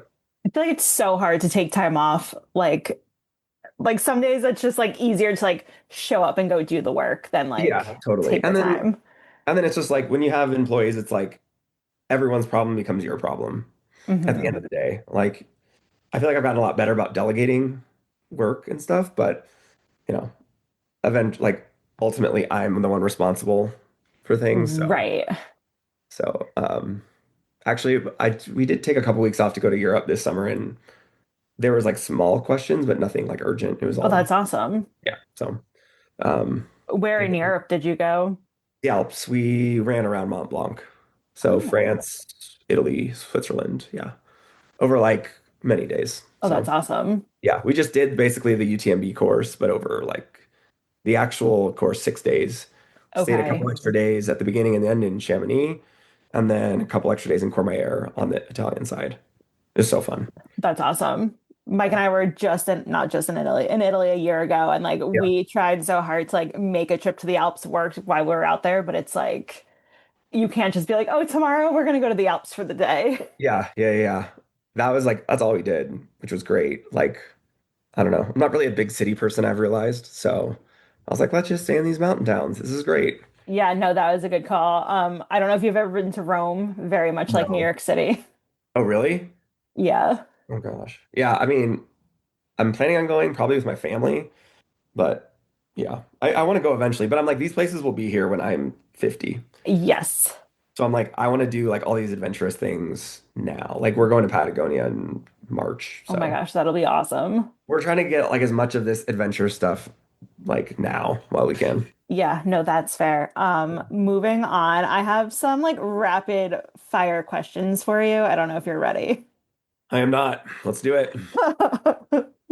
Okay. When I was on your Instagram, I noticed that you have a Huron song like as your like background music for one of the songs or one of Yeah. your posts. Yep. What's your favorite song of theirs? Meet me in the woods. Okay, mine is Bag of Bones. Nice. Yeah, I have tattoo right on my leg with one of the lines from it. Oh, what's the line? I have seen what the darkness does. Okay. Yeah. Oh, I was not expecting the tattoo. Yeah. I have a couple. Three. Yeah. Are they all like outdoorsy themes? Um, two of them are kind of. One's like mountains, like kind of based on the Flatirons here. The other is mountains and a water with like the lines from Meet Me in the Woods and a different Okay. song. And then just more like song themes. And Yeah. oh, I like music a lot. A lot of yeah, emo no, that's music fair. Emo music, really? and like folk music too, like singer-songwriter, but like back in the day, a lot of emo music. And now they're all doing their like 20-year reunion tours or like album tours. So Yep. we've been hitting those hard. I have to tell Yeah. you, one of the best concerts I've ever been to was Good Charlotte like 5 years ago. Nice. They Yeah. were so good. Were they good? Okay. Yes. Yeah. 'Cause that's the one thing I'm always worried about. Thankfully, all of them that I've been to have been pretty good, but like, I don't know if you've seen Take It Back Sunday at all recently. They're No. not good. Oh. And their new music that they're trying to play is not good either. So, Hmm. yeah. Yeah. Actually, I took my parents to their first Red Rocks show this past May, and it was Lord Huron. Really? Yeah. Yeah. That was their first Red Rocks experience. And my dad really likes them. So, Okay. yeah. When we were at Red Rocks, you can like go into their little museum and we like saw Right. their advertisement like on their like TV and I was like, oh man, like that would have been such a good concert to go to. I mean, they basically come every year. So, Guess we'll be coming to Colorado. yeah, you guys got a place to stay. We got extra rooms here. Don't tempt me, Kris. Okay, like we can get the tickets. I've seen them like 3 times now at Red Rocks. Really? Yeah. I have a problem. Yeah. That's You're like, all in. You're either like 0 or yeah. 100. And every year I'm like, I'm gonna go to less concerts, and then it's like, you still go to a bunch. I'm like, because it's right down the road. Like, whatever, it's fine. Right. So going back to Red Rocks, like, is that just like the most incredible experience? It's so fun. Yeah, yeah. I've never been to the Gorge in Washington, but like that's also top of my list of like ones I want to go to because I heard it's very similar. Okay. But that one's like you have to like drive like an hour or two from like any town, like any real town. Whereas here it's like right here and Right. it's pretty incredible. I also think it has to be the right artist Okay. because like yeah, I don't want to go see like there have been like more pop punk or emo bands that have gone there and I'm like that does not sound fun to me. I want to be like rubbing elbows and like moshing with people Right. for that. But like the last show we saw there was like Red Clay Strays and they're super good. They're like country rock. Yeah. Really good vocals and I'm like, yeah, this is amazing. Oh my God. I'll have to start checking their concert dates and seeing when we can get out there because like I said, we ran a 5K there and I was just like, we need music. Yep. I mean, going up the steps there is a workout in itself just to get into the venue. It's freaking crazy. Yeah. And like for the 5K, the first 2 miles were like pretty much downhill and then you like start going up and like we got to the top and I was like, oh, I'm out of shape. Yeah, it's just hard. Even like just going to the concerts when you go up all the steps, I'm like, this never gets easy. And I was thinking, like, people are probably like pre-gaming in the parking lot, right? And then they're like, oh yeah, drunk walking up these stairs. The best. The best. Yeah. Okay, next time they're there, coming to your house. That sounds good. Let's do it. Perfect. My next question is, if you end up heading to Killington next fall and you take on the Ultra Beast, you going to the Ben and Jerry's factory with us? Yep. Yes. Dude, that's still on my bucket list. Mike asked me about that. Mike's like, are you going to ask Kris about Ben and Jerry's factory? And I was like, what are you talking about? He's like, Caitlin, like a long time ago. Yes. I really need to go back to Killington because that's one of those races where I feel like I did not perform how I wanted to. Okay. Like the course was so hard. Yeah. I did not expect it to be like that crazy. Like, and I'm usually a pretty good downhill runner, and I felt like an amateur. Really? I felt so bad. Like it was crazy. Oh. But like it was like good. Like I was like, oh, that was so insane that I need to do that again. It's probably like WTM the first time I did it. Yeah. I was like, yeah. Oh no, go ahead. I like when they told us what the map was gonna be, they're like, oh, it's gonna be like 31 miles and like 14,000 feet of gain. I'm like, there's no way. Right. And there was 14,000 feet of gain. Oh my God. And in the ultra, and I was like, I thought they were lying. Like, you know how sometimes they like to puff up the stats. Yep. And yep. I was like, oh, my watch says it's 14,000. It was so fun. Yeah. See, I've done Killington one time. We did the Beast, and like this was like 2015, my first ever like anything longer than like 10 miles, and fun oh, is not the word I would use for it. Yeah, like type 2 fun. Yeah. Yeah. But like I also didn't know like you bring your own water, you bring some snacks. Like Yes. Thankfully by then I knew that that's in good. racing. I'm actually eyeing, which I don't know anything about really, but the New Jersey race. That's like a half hour from where I grew up. Yeah, it's like pretty mountainous too. Yeah, Yeah. Mike yeah. Mike DNF'd that last April. That's too bad. He has to go Yeah. back. That's on my radar. Like that's something I'm interested in doing in the lead He up. says he's not going back, but maybe he'll listen to this and be like, I need to go get my revenge. I think he needs to get his revenge. That's how I deal with, if like it's a bad day, I'm like, I just need to prove myself that I can actually do it. Yeah, he DNF'd with like, I think his watch by the time he DNF'd was like 32 miles. Like he had to have been so close. Wait, what? They didn't Yeah. let him finish? No, there was a thunderstorm at one point, so that like messed him up a little bit. And then they told him that he could like keep going, and I think he just like was in the dark and like like mentally in the dark and needed to just like walk away.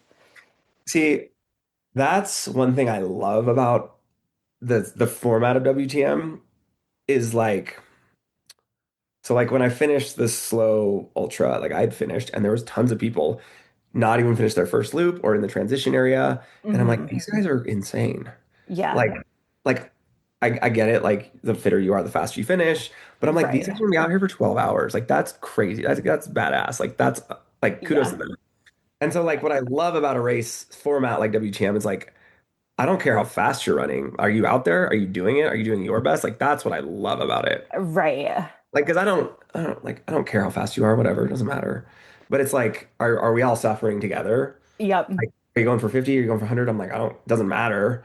But it's like cool just to see everyone like doing what their personal best is. And like I think that's what gives me like goosebumps about that race. It's cool too because like obviously you perform on like the very elite side, and I was just like somebody that was like, let's just try this out and see what happens. But it was like cool to be like getting passed by like Austin Azar and his like leader bib, and then like we'd both finish, right? He'd go back out, I'd go back out. He'd probably lap me like multiple times, but like I'd be like, oh, there he is again. Like, oh, yeah. Here comes Joe Rucco, here comes so and so. Like, well, I do look forward to seeing people like Anne.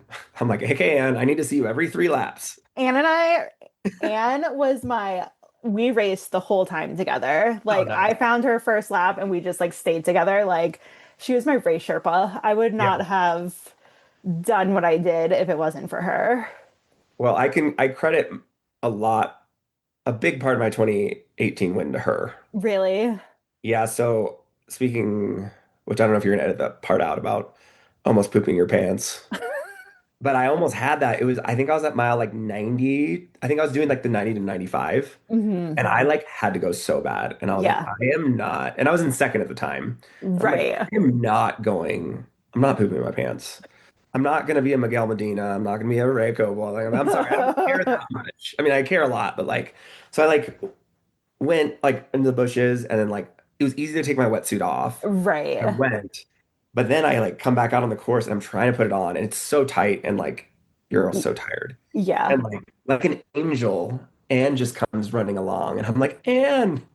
And she was able to like, because there's like a back zip, so she's able to like get me all zipped up. Yeah. So I was able to like get going in like a few minutes, not like, or like, yeah. So she really clutch. Yes. Like yep. So like I like knew of Anne because I'm friends with Carlo Piscatello, and he was like, oh, you'll find Anne, you'll pass her, like you guys can run a couple laps. We stayed together the whole time, and like I had a dark lap, and like the whole time she's like, nope, just like we're gonna get through this, and like if you want to cry when we're out of the pit area, like she's like, you cannot cry when the lights are on. I was like, okay, Anne. Like, yeah. No, she's like out there, like there was like very few people out there at the time, so I'm like, yeah, no, she's a beast. And then Mike and I had like a friendly little bet going on. If I ran 40 miles, we'd rescue a dog when we came home, and Anne found out about this and was like, we're getting you that puppy, like you are not stopping. And I was like, I don't know, maybe. We ended up getting the dog, but I was like, he is 100% dog motivated. Yeah. Yeah. He doesn't care about anything else. Well, I mean, Nope. some humans, but more dogs. Yep. Dogs than everything else. Yep. She was like, I wasn't planning on doing this kind of mileage, but like I found out about your dog bet and like that's what we're doing. I was All like, she needs. okay. Yeah, that's all she needs. Yep, it is all she needs. So, but going back to Ben and Jerry's, what is your favorite ice cream flavor? Ooh. Isn't it Chunky Monkey? Chunky Monkey? Is that a Ben and Or- Jerry's? Yeah. It's like the one with like banana and chocolate. Oh, interesting. It's so good. I think I like it so much because is it called Chunky Monkey? Yeah, Chunky Monkey. it's banana ice cream with fudge chunks and walnuts. Yeah. That's it. I think it's because it's so different than anything else I get anywhere else. That's fair. How do you feel about multiple ice cream flavors like touching and being in like one giant container? Like if you get a cone or something? So when you go to the Ben and Jerry's factory, there's this thing called the Vermonster. Oh yeah. Yeah. Well, But it's like 6 flavors, a banana. that's fine. Okay. That's totally good. Okay. I don't know if you knew who Orla Walsh was. She was like one of the OG Spartan racers, and that was her nickname, the Vermonster. That name, I think I do know. Was she on one of the like TV shows? I think she was. I think that's what I know. I haven't seen her in who knows how long, but That's fair. yeah. So one Yeah, no, Vermonster. I'm fine with that because then you just get more you just get more. That's true. But I could see like they kind of have to complement each other also. Yeah. Like usually if I'm just getting 2 scoops, I want to make sure they like kind of complement each other. Yeah. No, I get that. But no, when we got the Vermonster, it like got a little melty and I was like, this is kind of gross. Yeah, if it's melting, then that's like bad, and you don't want that. But I feel like if That's you're still massive. it's huge. But I feel like if it's you, your girlfriend, me, and Mike, like 4 people, like Oh, that's easy. Yeah. If we do that after an ultra, like yeah, easy. yeah, easy. The walk up to the factory won't be easy, but the ice cream will be. Yeah, that's fine. It'll be fine. My next question comes from Mike. He wants to know, when are you and Callie dropping music on Spotify? I don't That's a know. good question. What were you I gonna was say? going to say, I don't know if you know this, but Jack Goris has recently put out music on Spotify. What? And he says it's very easy to do. Wait, you He actually haven't has music? Wait, you haven't heard this? No. Okay, hold on. Let me. I mean, he's been in Ukraine, so I haven't really seen him since September, maybe October, whenever. Yeah. Oh no. I think you stopped working. You stopped making sound. Can you hear me now? Oh yeah. Okay, I can hear you now. Let me. Okay. It's called You Suck by Jack Goris Photography. I'm actually doing my high rocks with him. Like while I'm doing three of them. You suck. You're terrible and you're annoying. Your face reminds me of a silly man. Your eyes. He wrote this about me. I don't know. So if he can do it, I feel like you and Callie could do it. Oh, yeah, I would say don't tell Callie, but she'll probably hear this. Because I feel like I'm the one who, she's all about it. And I'm just like, I don't know if I want to do another open mic. But I actually enjoy playing like just at the house and stuff. Yeah. We You have know- we have Oh, more go ahead. music. We have more music that we play. Yeah. So, I mean, Jack does it. You can do it. You sound better than Jack. That's not saying much. Actually, the worst part is sometimes he'll show up and like my spot, Spotify will be like your most listened to songs. Yeah.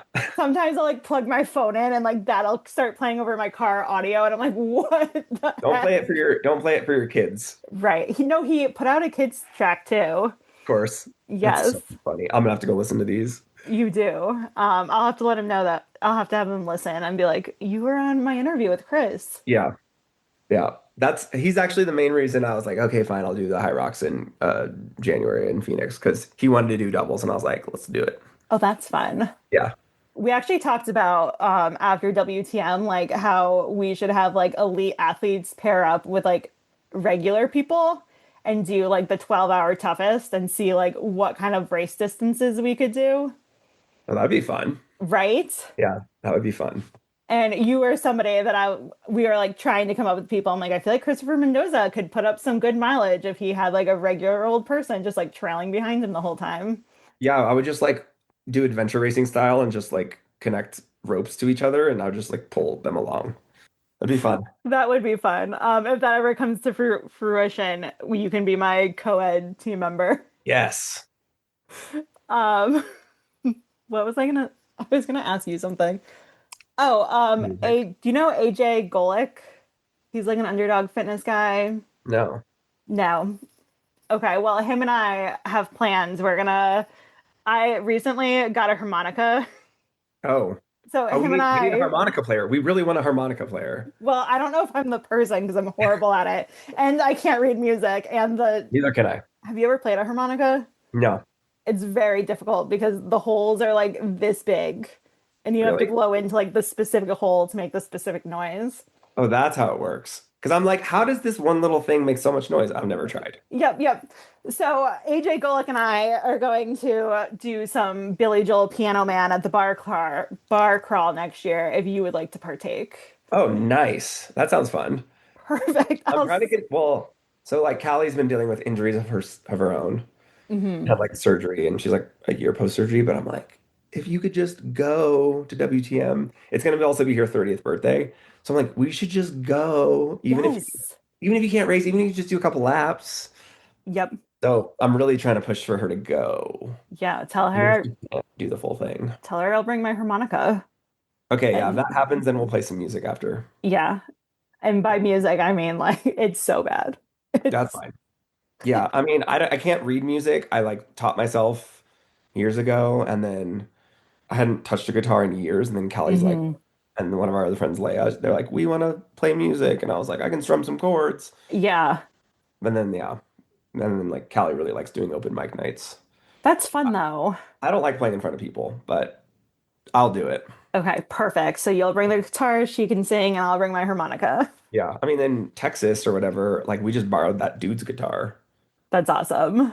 Yeah, I was like, You might as well. yeah. What is your go-to snacks when you're doing an ultra? Snacks? Well, like, are you Or I talking about, guess like, so I guess nutrition? you would call it nutrition. I would call it snacks. Yeah, I just I eat a lot of like the precision fuel Okay. gels. And then the what is it? Like the SIS Strength and Sports gels. Those are my favorites. And then I have like the precision or the beta fuel um like electrolyte Like drink. no, like solid.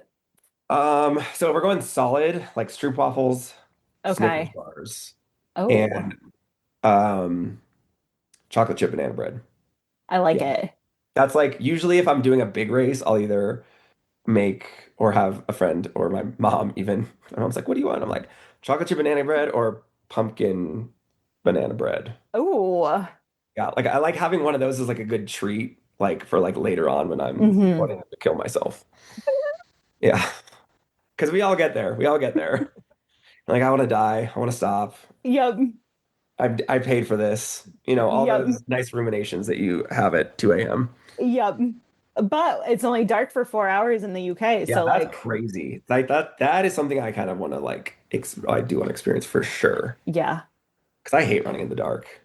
And not only that, but it's like the sun. Well, I guess this happens in California, so you might be used to it. Like the sunset lasted for so long. Yeah. Like it That's was yeah. yeah, like the one time I went to Scotland, I was like, it's light until 11 p.m. And then it Mhm. gets bright again at like 3 a.m. I'm like, this is Yep. crazy. It was so nice though. I think for me, like that helped tremendously because like I felt like the sunlight was coming out. I'm like, okay, like this has to be almost over. Like, Yeah. Yeah. Well, that's like, I know a few years, shoot, I don't even remember what year it was, but one of the years they started WTM at 2 p.m. So they only had a couple hours of light. It was in Vegas. Um, and then you basically had to put a wetsuit on because it gets so cold. right. And then even when the sun came out, you're like, oh, it's almost done. And then you're like, no, you have like 8 hours left. Yeah. And then what does Will Hicks say when that happens? The race doesn't start until 2 a.m. Like it just doesn't have the same ring Yeah, to it. exactly. Yeah, it was, I don't think anyone liked it. And then it's like you never warm up enough to take the wetsuit off. Right. So I think I only had my wetsuit off for like 20 miles. That's It was crazy. like terrible. Yeah. Yeah. Because it's like That 3 or 4 hours, is, and I'm like, wetsuit on. I'm like, cool. yeah, no, that is crazy. Finish the lyric. Christopher Mendoza is a really nice guy. And that's why something about zero airtime. That's why he gets zero airtime. Yeah, okay. I had Thank to you. ask Will about that. I was like, Will, how does that lyric go? Dude, Keith Allen's the man. I was actually thinking about him today. Not in a Really? weird way. Not in a weird way. Just like I haven't seen him in forever. Right. Yeah, because he hasn't been around. Neither have No. I. I So was gonna like say, but you haven't been around I haven't been either. around either. I've talked to him every once in a while. So he's actually really good musician. And I feel like most of the time when we end up talking, he sends me music that he's writing. It's so good. I Oh, like I it. love that. Yeah, because it's like very reminiscent of like 2000s emo music from Hmm. like Long Island, which is where he's from. So Oh, that's it's fun. it's great.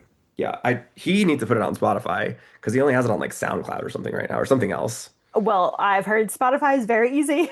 Okay, yeah, so we got to get him to do it. Talk to Jack about it. Yeah, yeah. What is your go-to karaoke song? I told you rapid fire questions. Um, well, September or by Earth, Wind and Fire because Okay. that's a fun one. But if we're going not so PG, the Thong Song is a fun one. It's so fun. It's so weird because it's like not a song I like listen to, but it's just like one of those Right. like old jams that just it really gets Right. people going. Oh my God. Yeah. I have not thought about that song in so long. Yeah, it got played at one of the concerts that I went to. Like someone played it acoustically as like for fun. Right. And I'm like singing the line, like the whole thing, and my friends are looking at me like, you know this whole song? I'm like, karaoke to it before. And I bet you Yeah. that's like a crowd pleaser. Like people Yeah, probably it's a hear fun that one. and they're like, Yeah, it's a fun one. that's so It funny. actually started, we were on like a dental exchange trip to Japan with 9 of my other classmates, Okay. and we ended up like doing that as one of the songs. And then that kind of like sparked like, oh my gosh, this song's so funny to sing. Yeah. Like so ridiculous. No, that's really fun. And like I feel like I would not expect that from you. No, definitely not. No. No. I mean, yeah. One of the funniest ones though is like we had a coach, we were doing karaoke, and he just sang tequila because all you have to do is yell tequila like 3 Yep. times. I'm like, well, that's Yep. just cheating.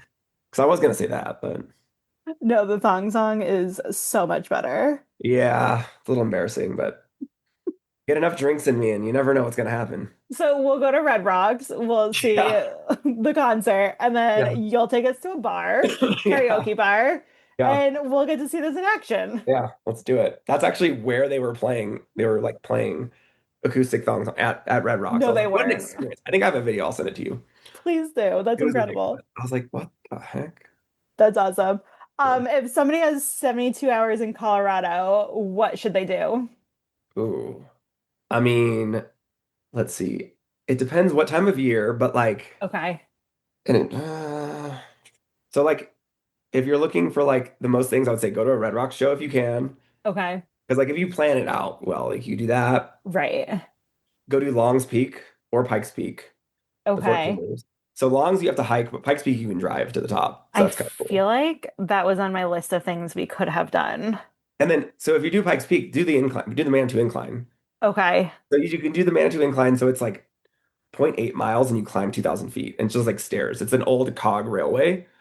So it's like Okay. a bunch of steps and it's just straight up.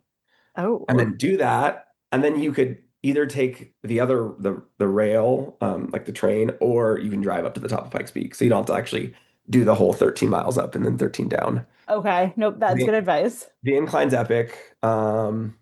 Yeah, and then like, yeah, just going to the top of Pikes Peak is crazy. Yeah, go to Red Rocks.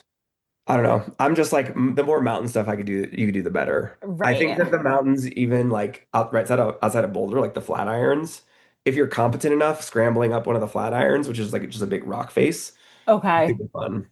Yeah, I feel like it's also hard too because like if you're not used to the altitude, like that is yeah. That one's also like if you're scared of heights, it's not fun, which I am, but you know, I'm not, so yeah. Yeah, I would say those are like the main things. And then if you like ice cream in the middle of Denver, there's like the iconic Little Man ice cream, which is fun. what? Yeah. I have to add this to my list for next Yeah. time. It's like a big like milk jug is like the stand that it's in. Okay. It's cool. What's it called? The little man. Little man. Yeah. I should have messaged you about Denver. I know I didn't see it until you guys had like left, and I was like, ah, dang.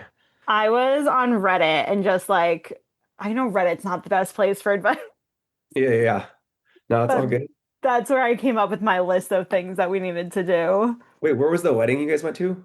It was outside, like right outside of Denver. It was on a golf course. Okay.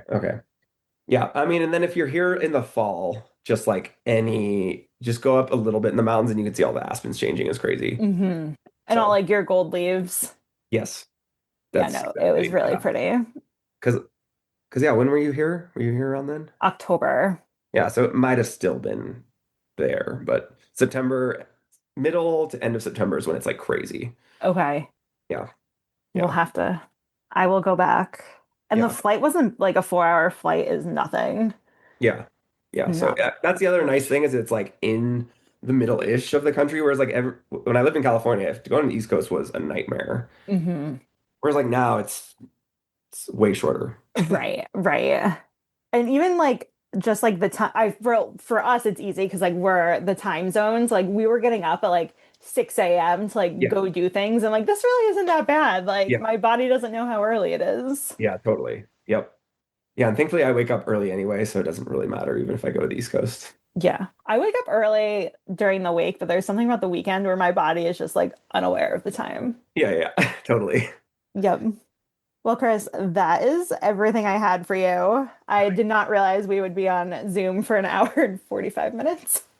We were having a good time. It was good. Right? I know. We had a lot to catch up on. It's been a long time. I tell Mike all the time, like, if you want me doing these interviews, like, I will sit and talk for as long as the guest lets me sit and talk.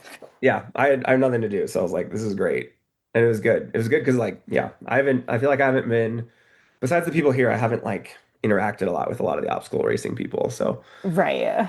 Very fun to be back. I'm very excited to, like, hopefully keep racing, so. We were excited when we saw your post that you did Slow Cal. I was like, oh my God, Kris is back. Yeah, I was very, very excited about it. So, and it was, yeah, like, my niece, I think one of my nieces was like 3 months old when the last time I raced one of these, and now she's like 4. Oh my gosh. Crazy. Yeah. Does she do the kids races with you? Like, can you? She didn't, but I think next time she will. She was a little shy. Oh. Yeah, but. And your parents were there too, right? Yeah, it's the race is 30 minutes from their house. Oh, that's awesome. So it was like my parents came, and then my sister and brother-in-law, and then their kids came. So it was fun. I love that, like, you make it a big family event. I mean, I was like, I didn't know if my sister wanted to come. I was like, you guys can do whatever you want, but I don't know. They seem to enjoy it, so. Yeah. Will your parents make it to WTM? I don't know. I hope so. We haven't really talked about it. I'm trying. If I run again, I'm trying to get my parents to come out, but I'm like, I need to do it in a way where they're like there from like noon to like 8 p.m. and then come back like 6 a.m. Oh yeah. I mean, you can do that for sure. Like, I do not need them to see me in the middle of the night. Or maybe you do. Then they'll understand you more. True, but I could just see my mom being like, "Oh, Kaylin, it's okay. If you want to stop, you can stop." Like, that happened to me in 2016, the first year I was going for 100. Yep. And my mom's like, "If you need to stop, you can."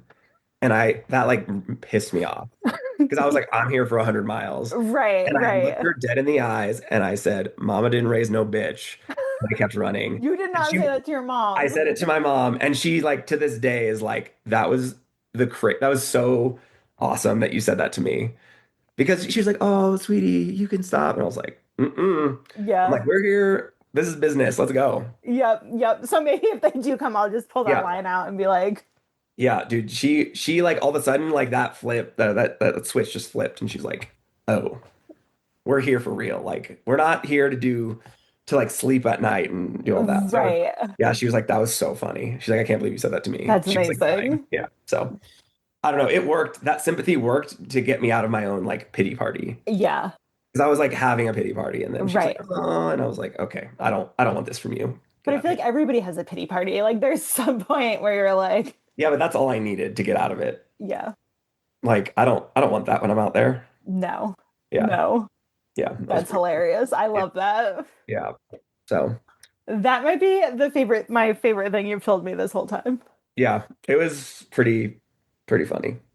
So. Is it your fun fact when you like do you ever go places and they're like everybody's gonna like share a fact about themselves? Is your fun fact that you like have run 100-milers? No, I don't try to tell people. I honestly don't. Really? Yeah, I don't. Yeah. But a lot of the offices that I like work at or like meet, they know me as you're the guy that does a lot of the running. People know me about like that about me now. That's fair. I don't know. I just like, I don't know. It feels like I don't want to brag about it. Right. And it's also like, I did it once or I did it years ago, but it's like in my mind, I'm like, okay, well, like, what's the next thing?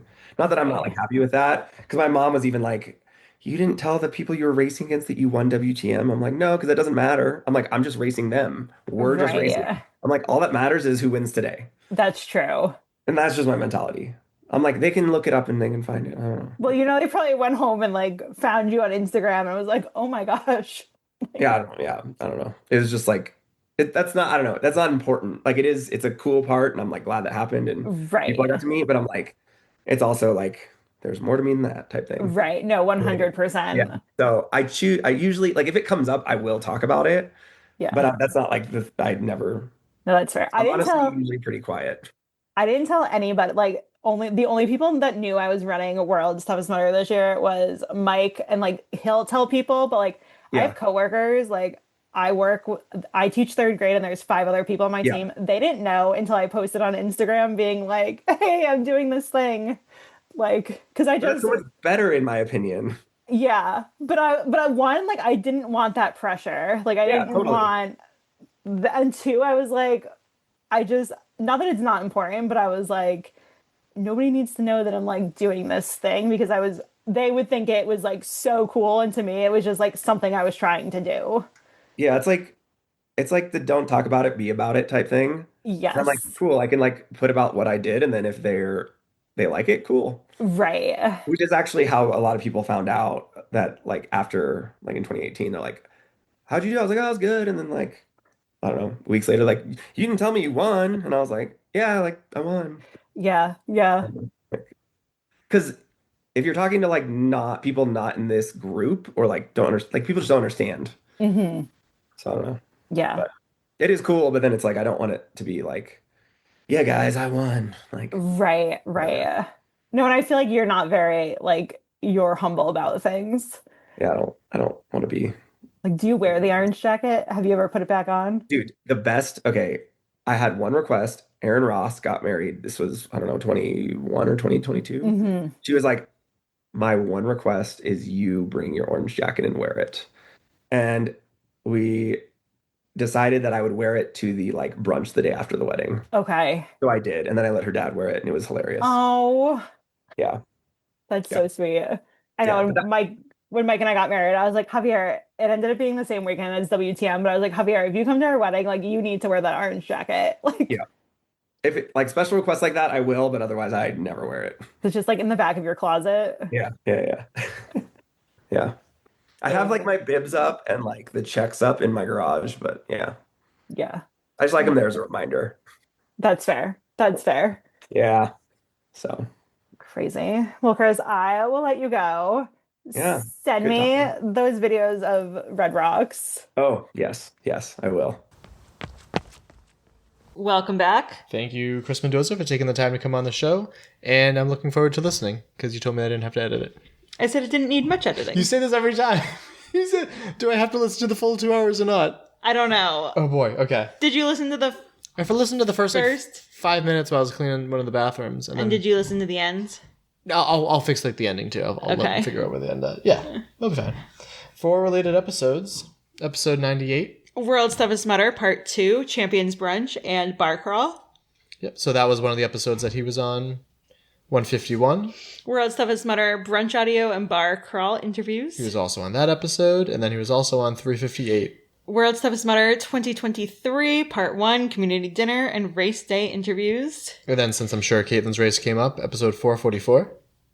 World's Toughest Mudder 2025, Part 2, Event Day audio, interviews, and Caitlin's pit audio. Which is interesting because that's one of the episodes that I went through to do the recap episodes. I went through 3 months this weekend, and I don't think people understand how much time that took. Subscribe and follow wherever you get your podcasts. We're Obstacle Running Adventures on all of the podcast players. If you like what you heard, leave us a review. You can like us on Facebook, follow us on Instagram. Those are the two main places that we are. You can also subscribe on YouTube. There are YouTube clips that go out that are longer than the Instagram videos. I don't know if anyone knows that, but that's there. That's cool. It's not too much extra work, so I keep doing that. You can support us so far on Patreon for as little as $2, as many as $10 to get all sorts of behind-the-scenes perks. We're a little behind, as always, but looking forward to filling those soon. And coming up next... Yeah, hopefully a repeat guest for this year, since you just set a world record. Caitlin, got a joke or a quote? I do. My joke is, it has been a year of chaos and uncertainty, and while it was easy for you to give up, you chose to continue moving forward, and one day at a time, with courage and trust, you have made it through. You have come this far. Not a funny joke. That was my quote. I know, but you said joke. Oh. Let's see if I can find a Thanksgiving joke. Yeah, because somehow we're almost at the end of November, just as Lucy's almost at the end of her lick mat. What do pilgrims learn in school? What? Pilgrammer. Nice. All right, well, that just about wraps it up. My name is Michael Stefano. And my name is Caitlin Ritter. And we'll talk to you next week. Bye. Bye. Thank you for listening. We hope you're feeling motivated, inspired, And ready to take on your next race or training run. If you've enjoyed this week's episode, leave us a review and share it with your fellow adventurous friends. Follow us on Facebook and Instagram at Obstacle Running Adventures. Don't forget to subscribe so you never miss an episode. Join us every week for more news, Stories and interviews from the community. Our intro song was Streaker by Straight Up. And our outro music is Iron Paw by The Best.